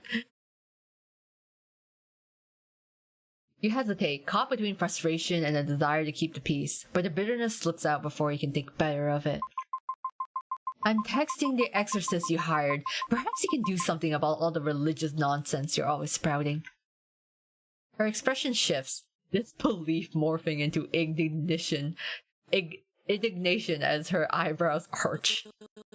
You're bringing him up now? This isn't about him. This is about you and your unwillingness to accept the solutions I provided. You take a deep breath, the rising tide of anger in her voice only fueling your resolve. Well, I am utilizing one of them. You provided this solution after all. Her face reddens as her frustration mounts. Her voice a mix of anger and exasperation. Don't get mouthy with me. This isn't about him or your so-called supernatural problems. You take a deep breath, trying to maintain your composure as you lock eyes with her. Mom, please, just hear him out. He might have some insight that can actually help us. You hired him for a reason, so let him do his job. You. Fine, you want to drag an outsider into this, so be it. But don't think for a second that this absolves you of your responsibilities. What a work. Truly a piece of work, yikes. Yeah, Mother Dear is here going on her tantrums, just...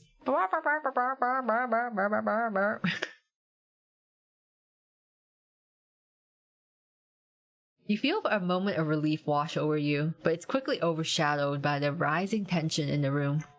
You return your attention to your phone just as Haruki's cheerful text appears. Absolutely, dear client. I will bring my expertise to the rescue. Even if my interpersonal skills are about as polished as a rusty doorknob, I promise I'll give it my all for you. Just hold tight. I'll be there faster than you can say mommy issues. Thanks, Haruki. His jovial tone makes you smile despite the tension, and for a moment, you feel a flicker of hope as you picture him bounding through the door with that trademark exuberance.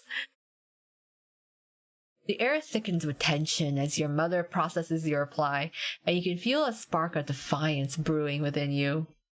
Yeah, girl. You gotta stand your ground. Now you just need to keep calm until he arrives. Maybe one more song.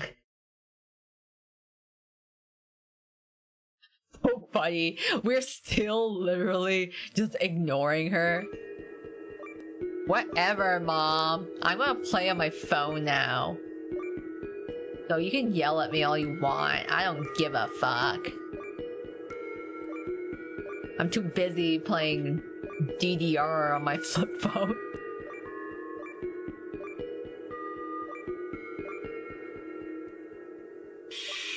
Keep calm until Haruki arrives.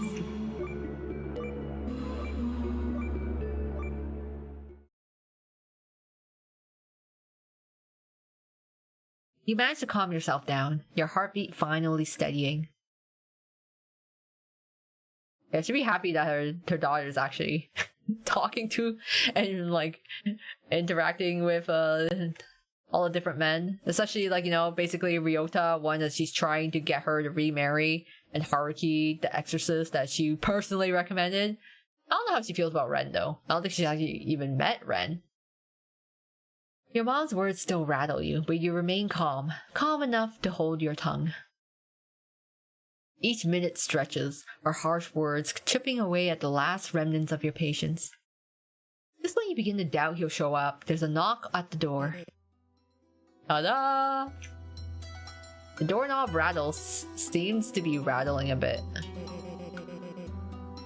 I can't open this. Hold on. The doorknob slowly turns.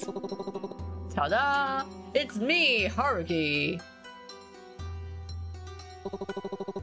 Ah, my apologies. I thought I'd, well, glide right in.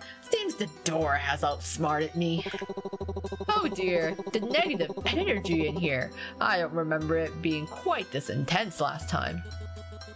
You.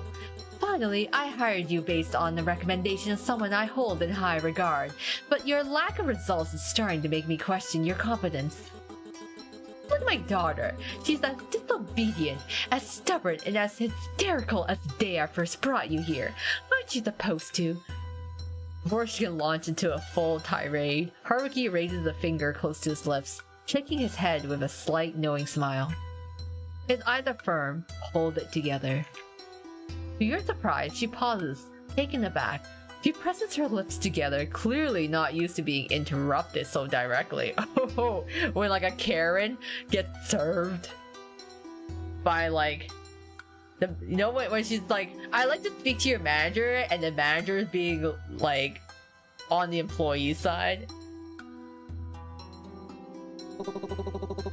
With respect, ma'am, your daughter isn't the problem here, and even if she were, my qualifications don't exactly include a psychology degree. But I do happen to be well versed in all things spiritual, which is exactly why you hired me. He straightens, his voice calm yet commanding. As I see it, there's a flow of negative energy re-entering this space. I applied a spiritual bandage of sorts, but you know, even the best bandage is only as strong as the adhesive it's given. Just get to the point already. What I mean is this. Negative energy has a way of seeping back in. I can perform as many rituals as you like, but without support from the host, what I do won't have a lasting impact. Are you saying I'm not supporting my own daughter enough? That this is my doing? I don't know. Slots? Oh, shit. I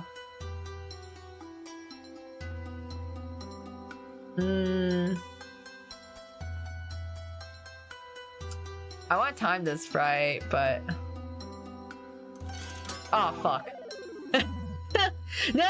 It didn't work out that time! Exactly! Calm in the face of adversity, though it might take a bit more than calm to get through this.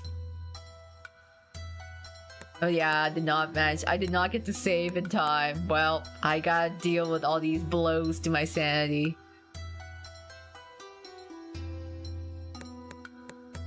I don't think I even quick load. I don't know where I last saved. Oh crap. Well, I save quite often, but yeah, I don't think I saved. Yeah, I saved a long time ago. Okay. 940. Yeah, it was a while back. Well, that's my loss. No, you saved before you called him. It's not too far back. Okay. Load? Oh, when did I? Was it, I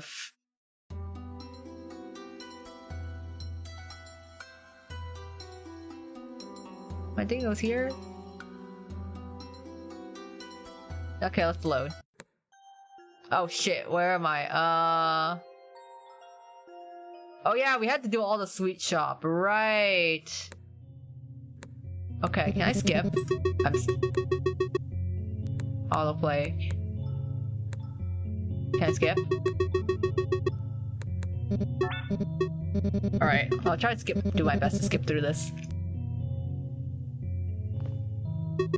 Because I'm like, this is...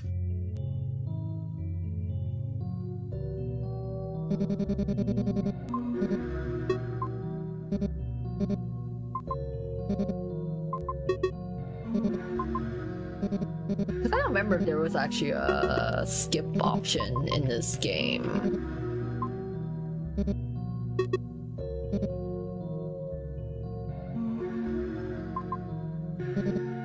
Because we deal with this, and then the cultists, and then we talk to the mother, I think, yeah.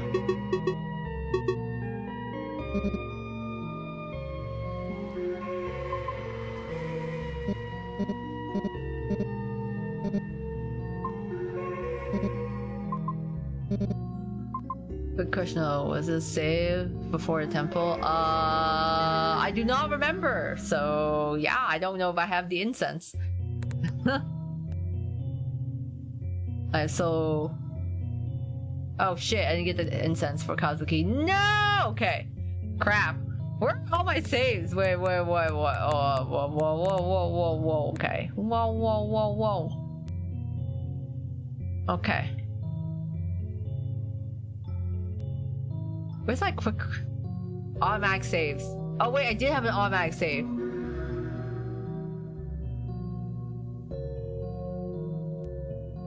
No, that was not the automatic. Wait, what? No, it went back there. Okay, hold on.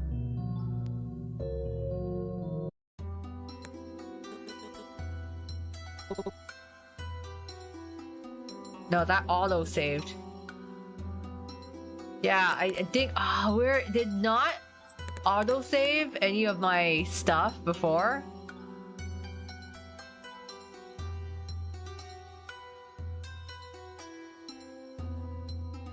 It auto saved in like the places I didn't want it to auto save. Oh, okay, that was the most recent one. That was me loading it back. Wait, hold on. Right, there we go. I was like, I know I have a save file somewhere. Right, okay. I just have to play the freaking mini game again. Oops. Missed a note there, my bad. Cause yeah, I'm like, the game auto saves for me, so I just had to figure out which one of the auto saves it was.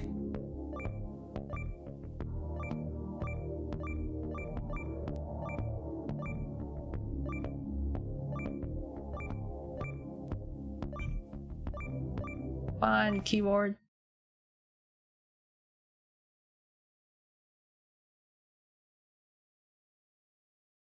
If you're without wavering, the suffocating silence following each other execution presses down on you. And landing on that familiar name. Okay. Haruki. Alright, let me actually save. Quick save there. And then I want to actually save.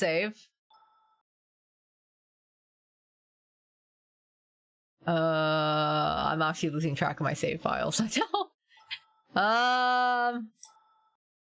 I'm just gonna save somewhere here.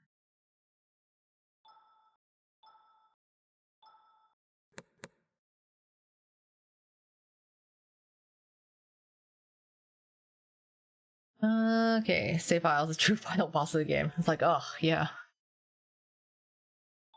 I just had to play the dumb mini games again. As we got to play like more mobile games.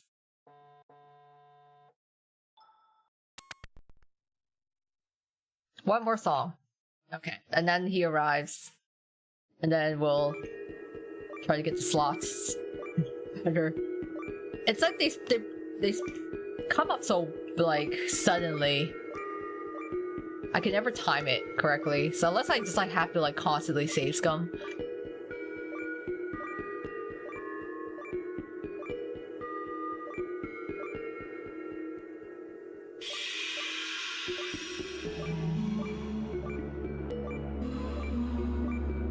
All the spooky music. There we go.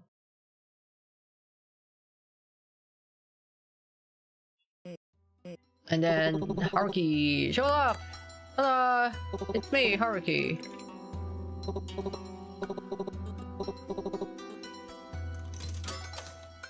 Okay.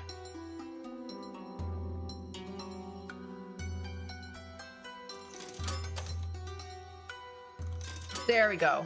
Yay, we did it finally that time. The boss is all done. The third last belt of FGO. Oh, nice. The ending's coming up, so you're trying to skim the story.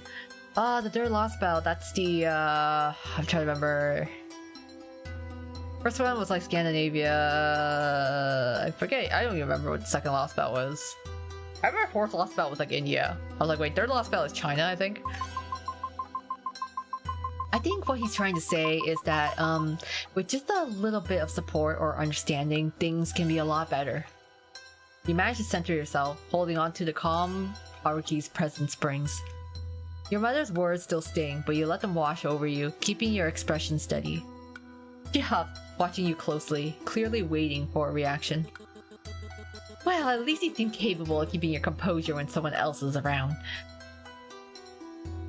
It's a China lost belt. Russia was the— oh, right! Yeah, Russia was the one with like Kadok and Anastasia. Scandinavia was second. Third was China. Then it was India. Haruki picks up on the shift, flashing you an encouraging smile. Exactly! Calm in the face of adversity. Nothing shows inner strength better than that. For a moment, your mother is taken aback. Her brow will be knitting as she searches for something else to criticize. With just a bit more support, I think my work can do its magic, and we can all put this little episode behind us. He gives her a confident grin, and for a split second, you catch her falter. And what exactly do you suggest? I advise you to let us handle it, offering as much support as you can, from afar, of course. What? So you're saying I can't be involved at all? Not at all. I'm only suggesting that your involvement be non-physical. Or perhaps non-emotional. You're welcome to stay informed, but I advise against inputting too much. It could interfere with the process. Your mother's expression hardens as she looks at him with sheer disbelief, ready to object. But Haruki's gaze sharpens, his voice dropping low and steady, so quietly that you almost miss it. The elders have vouched for me. Let me do my job. Fine, but don't think I'll just sit back in silence. This is my daughter, and I'll speak up if I need to. Serious glint in Haruki's eyes fades as he beams his usual grin. Absolutely, your input is very, very important. You can see her bristle, her lips twitching as if ready to argue, but she holds back. She's like the Karen, she's like the final boss of Karens. Like, damn. With one last glare, she snatches her purse and mutters bitterly. You'll regret this. As she leaves, Haruki turns to you, tilting his head with an amused glint in his eyes. Yeah, ladies, just her presence just ruins the vibe. She's gotten rancid vibes. He's got a jade smile. It's a professional smile that he has, you know, that's like, this is the I am calm, but I'm not really calm. Well, consider this a case closed. You sigh, shaking your head. She won't let this go so easily, you know. She'll definitely come back. I think I gave her enough to consider. She'll probably hold back. At least a little. About that, what was all that talk of elders? Don't tell me you're part of some kind of religious sect too. He flashes you a playful, almost innocent look as he turns slightly away. Well, every mysterious and charming entity, such as myself, needs a secret backstory. You pause, feeling a flicker of curiosity, along with a touch of wariness. There's so much about Haruki that remains a mystery. So many pieces you aren't sure you're ready to uncover. But before you can even form the words, he turns, sensing your unspoken question. I know it must be hard to trust me when there's so much I can't explain. Someday I'll tell you everything. But for now, I just hope I've done enough for you to trust me. Just a little. Please.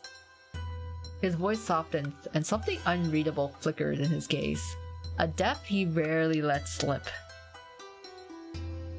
Just as you open your mouth to respond, he turns away, his shoulders drawing in slightly, as if shielding himself from whatever you might say. You recognize the gesture all too well. It's the same way you guard yourself, bracing against answers that might cut too close, holding your breath for what you may never say. And in that shared unspoken moment, you wonder if he knows how much of himself he's revealed without a single word. And remember, you don't have to do this alone. I may not be the best at dealing with anything outside my spiritual duties, but for you, I'll try anything to make things easier. Don't regret this, you hired him. Yeah, like, lady, you're the one who brought this guy here. Don't be the one complaining. I argue Mrs. Roseheart is still the final boss. Oh, the 5-hour tirade on Clovers. Yeah, that's also some pretty next level.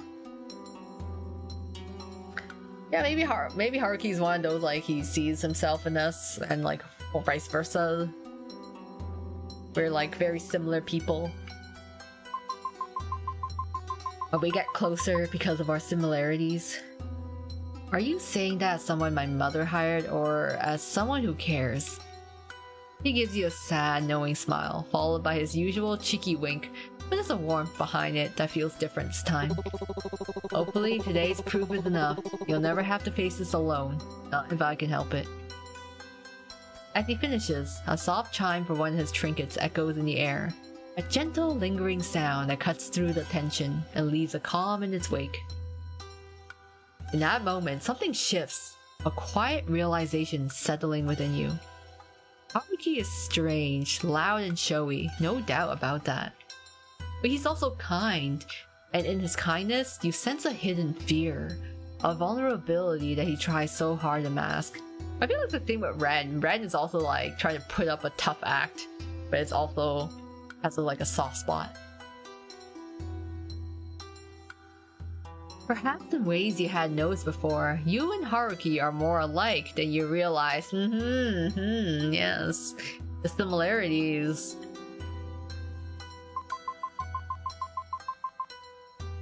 I'd say the same to you. I only wish I could help you too. Haruki pauses, clearly caught off guard by your warmth. A small smile curves his lips before he slips back into his usual playful charm. Ah, my dear client, your very presence is a soothing oasis in the desert of my life. With that, Haruki launches into another of his flamboyant monologues, every word layered in theatrics. How long is the game since its release? The playthrough. I'm actually not too sure. I think the game is probably... For a visual novel, usually it takes like a couple hours to finish a route. I personally think it may take at least like another stream or maybe even a third one to finish a route. Because most Otome games, unless they're super short, like 3 hours is for a very short route, but for a longer game, I think usually it's like up to 10 hours for a single playthrough.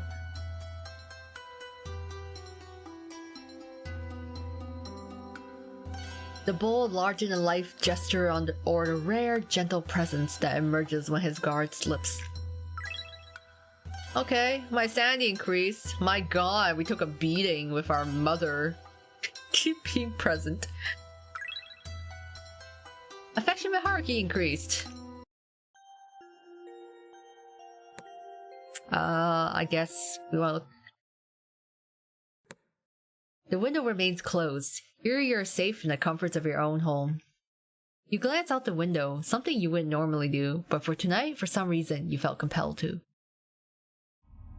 Instead, you see a child crouching in the corner, unmoving. No explanation, no reason, just there. Now that's a strange sight. In true classic horror movie fashion, do you open the window to check if he's okay, just in case it's a neglected child? Or do you pretend you saw nothing and go on with your night? I don't like the I don't know. I don't like that. I don't like the way this kid is looking at me. I don't like the way his big old eyes are staring right at me. No. Keep the window shut. Hell no. Hell no. I ain't opening the window for no kid. Neglected or not, I don't like the way you no. I am not taking my chances. Goodbye. Goodbye, child. He changed the kid's sprite net too. Now he looks bloody and is looking at us. Yeah, I don't like the way he's looking at me, so nada. I'm going to look at Kazuki instead. The air around the shrine feels oddly... Work was tiring today. Well, sorry Kazuki, that's all I can do. He smiles softly at the shrine. I guess it's like, good night, Kazuki.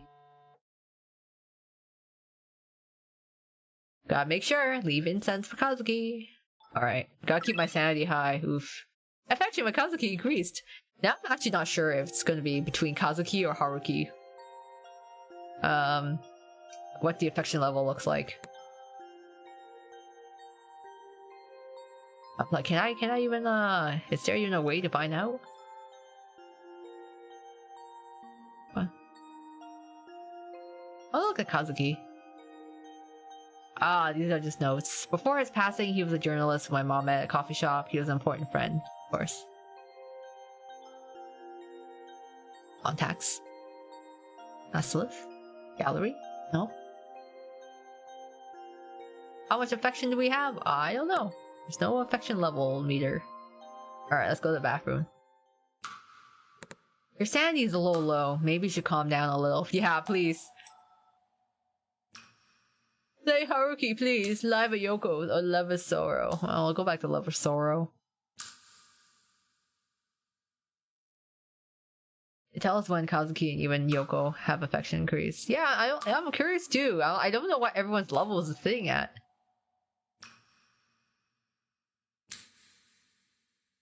What's the bow icon? Oh, bow icons is gifts. It's like things that people have given us. Like the onigiri from Ryota or... I think, or like the little charm that Haruki gave us, those count as gifts. Okay, but let's go and play normal. I could go and play harder, but I want my sanity, thanks. I can't risk my sanity being any lower. Because we're already at like 55, which I'm like... That's like a failing grade, you know? I gotta make sure we stay on top of our game. Dealing with all these... spooky, supernatural happenings. Never know what might come at us.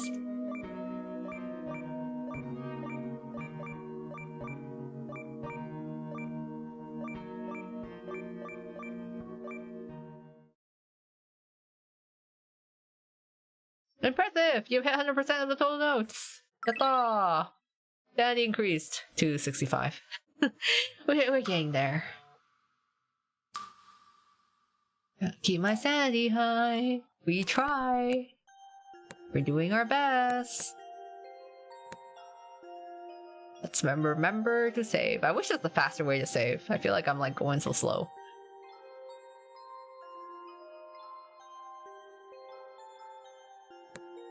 Bow icon. Oh yeah, I'll show you. Gifts.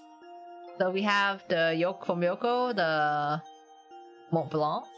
We have the Takini phone charm from Haruki.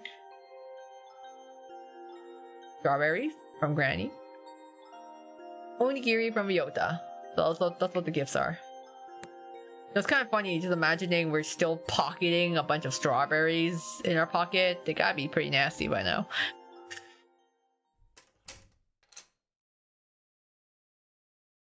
You finally enter your bedroom and switch off the lights.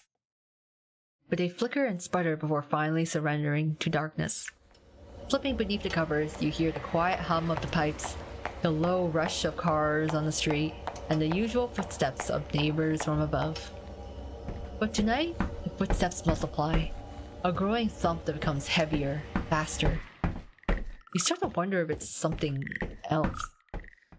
With a glance, you place your phone nearby, fingers itching for a quick call if needed, but eventually, sleep overtakes you.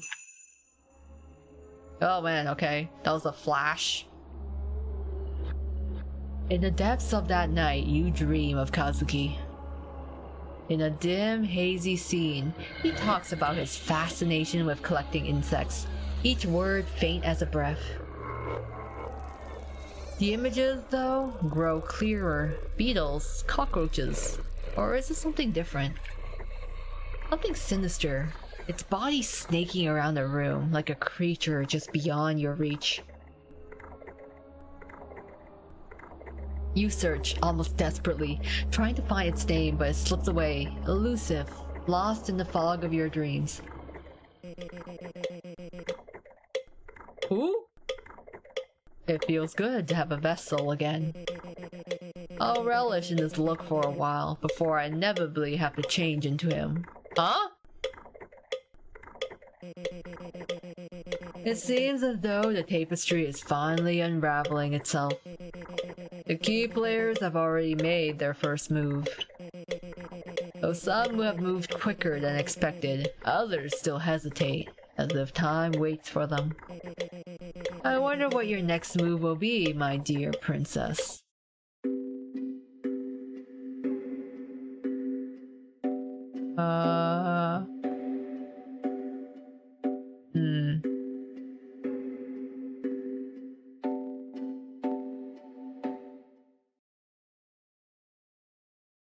Okay. On to day 4. Whoever that is, I'm like, wait, maybe it is Kazuki? Maybe something did possess his body and he's kind of alive but not alive? He's is this someone else that's taken over? Let me guess, we married Hiroshi no Kami. I'm like, yeah, like it could. I'm like, is this the Hiroshi no Kami? Who has like basically just taken Kazuki's body as a vessel? I mean, it seems plausible, right? Assuming that is Kazuki, I'm like, it looks like him. So maybe he is the cult leader and he's kind of doing something. I feel like MC probably has some sort of past life or something that's linked to Hiroshi no Kami. And then Kazuki is just maybe someone, his body is being used.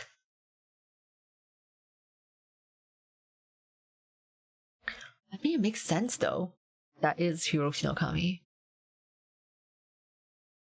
You wake up to the familiar buzz of your phone. A few messages from your mom light up the screen. The first one featuring a painfully outdated gif of balloons and glitter text. Oh god. Oh my god.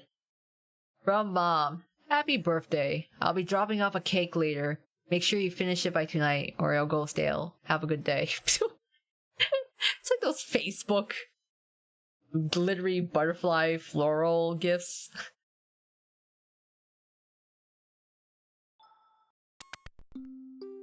Ah yes, a classic from your mother. Equal parts affection and command.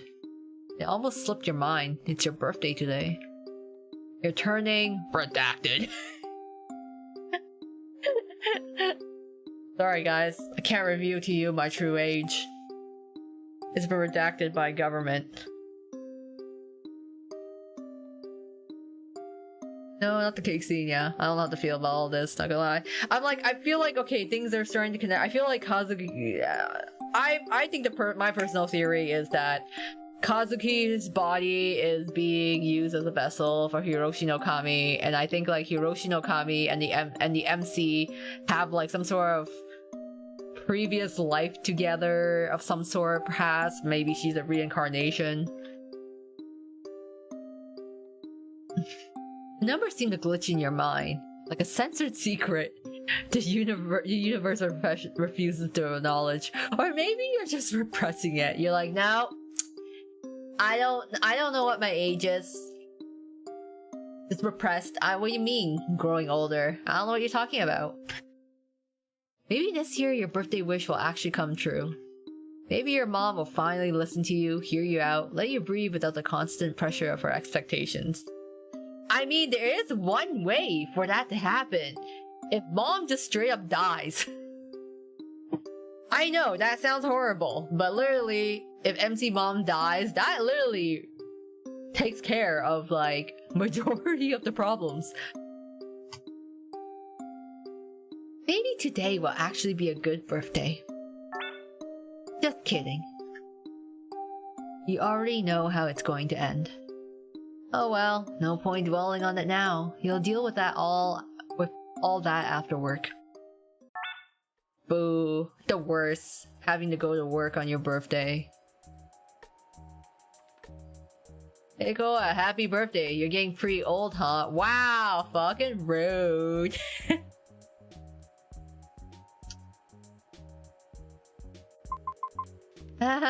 Yeah. Whoa, I hear from Tanaka-san that it's your birthday. Must suck having to spend it at work, huh? Oh my god, shut the fuck. Man. This office is horrible. Well, that's just life. I don't know how many more ha-has I have left in me. By mid-afternoon, it's clear that today is just another work-filled birthday. Aw, that always sucks. I actually do try to take the day off my birthday. So if I have enough vacation days, I always try to at least take the day off so I can actually enjoy it. The highlight of the day, a hefty stack of monthly reports unceremoniously dropped onto your desk by your boss. A truly unforgettable birthday gift. As you sift through your reports, a familiar voice calls out from behind you. Happy birthday. Ah, thank you. You glance over your shoulder, offering a polite smile. You said that quite a few times today. Oh, I didn't realize it was you, Ryota. Maybe I should have made my birthday wishes a bit more memorable. Don't worry about it. Honestly, I think I've heard enough birthday wishes to last me until next year. Hopefully, you're not too worn out to actually celebrate, though. Boss asked me to stick around and finish some reports, but if you're still up for a birthday dinner, I'll be at the station around 8 p.m. Before you can respond, a voice cuts through the air from the other side of the office. Hey, can someone help me with this? Ryota straightens up, already turning towards sound. I've gotta go. Good luck with your work. And happy birthday. You go about your day as usual, the hours slipping by until it's finally time to head home. Stepping off the train platform, you pause for a moment, a thought lingering in your mind. How should you spend your birthday today? Good question. Maybe you should spend it with someone? Though be careful, you might not have enough time to spend it with everyone. Just one. Wow. Get incense. Leave incense. Bathroom. Meet Ryota after work. Home. Celebrate your birthday. I feel bad blowing Ryota off, but why does he want to spend it with other people? Right? Who else can I spend my birthday with? I just want to check. We can spend our birthday in the alleyway with Haruki. Cat. It seems like we only get to spend it with one, so... I'm like, would it be bad to say no to Ryota if we're not on his route? But in any case, I'm just gonna save here. I think this is a good place actually to leave off for the night as we approach the 4-hour mark here. We're on day 4 of this. I actually don't remember how many days this game goes. I assume usually it's 7? But I actually have not checked.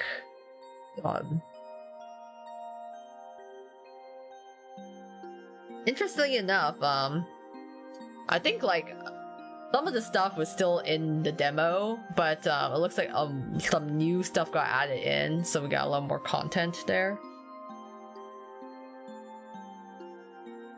I think it's like still say multiple days. I don't know how many days. I think it's at least 7, maybe more. Gotta go beyond day 5. That's for sure. I had my birthday off because he got lucky. Ooh, nice. I'm taking time off of my birthday this year. I like to have time to enjoy it. This is one time me and my old friends do a joke over ages switching around. Go with parents. Oh. My birthday landed close to Easter this year, so I was just like, oh, that's good though. Especially if you get like a long weekend out of it. You all know you had, yeah, you just had your birthday, so.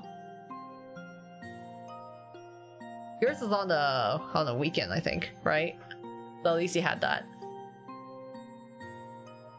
Spring kiddos.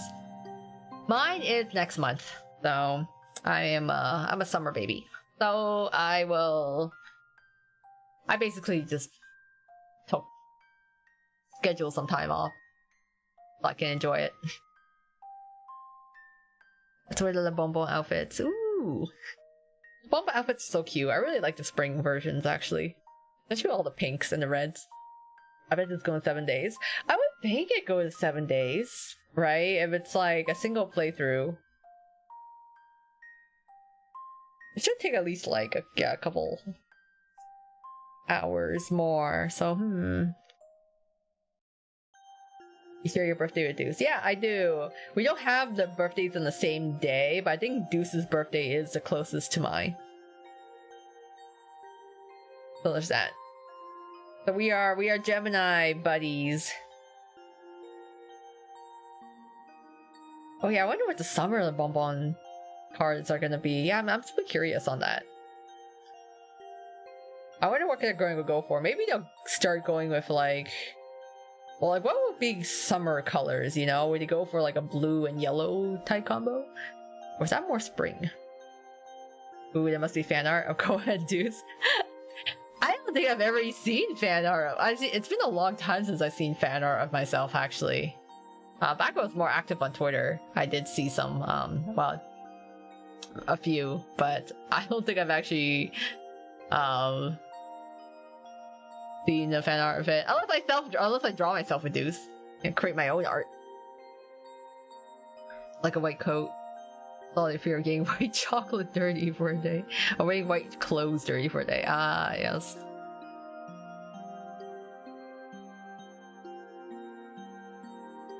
I think Callum's, yeah, Callum is also in June, but he's in late June, and I think he's actually, his zodiac sign is Cancer.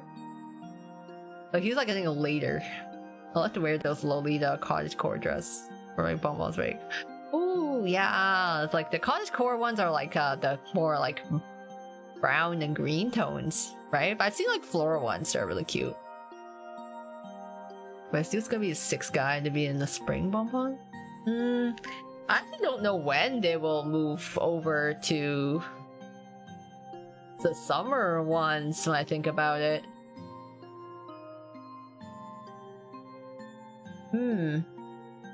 I wonder, yeah, I'm like, I guess like the summer start in July. Maybe they'll start it, maybe it'll be the July babies that will get it.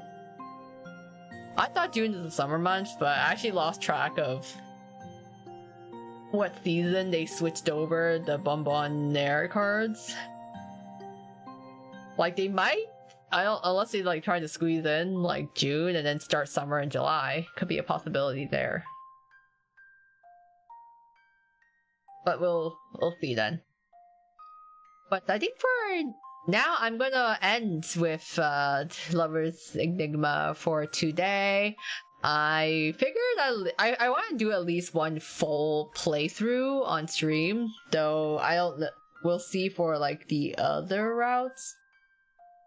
What I feel like, but I will probably do another stream of this. We'll see if it just takes one more stream to do a full playthrough, or it takes 2 more streams. Like, whatever, it'll be... I'll schedule it for one of the streams, at least, to follow up. Summer won't have 6 guys. If I counted correctly, it's gonna be odd number. Yeah, I wonder who they're gonna change it up with. Sounds good. It was 4 hours will by. Yeah, we're gonna get into it. I feel like there's still like some of the stuff in the demo I'm still seeing here, so... Oops. I'm looking forward to see kind of like what, as we find out more of the mystery and secrets in here. So I'm hoping to at least do Haruki's route. So we'll continue with Lover's Enigma probably next week, in adjacent to wherever else I decide to do. And then we will go from there, because there's still so many, there's many unanswered things I want to know, the mysteries. Deduce before I know it. Our sweet brain will be the deciding factor. Yeah. I mean, June is almost upon us. June is almost upon us so soon. Okay, thank you all for joining me tonight. Thanks Medic and Emerald for coming along this Lover's Enigma journey. We will continue it off, continue it next week. And until then, I hope you guys take care, enjoy the rest of your week, and yeah, hopefully see you soon next week. Until then, this is Koamio clocking out for the night.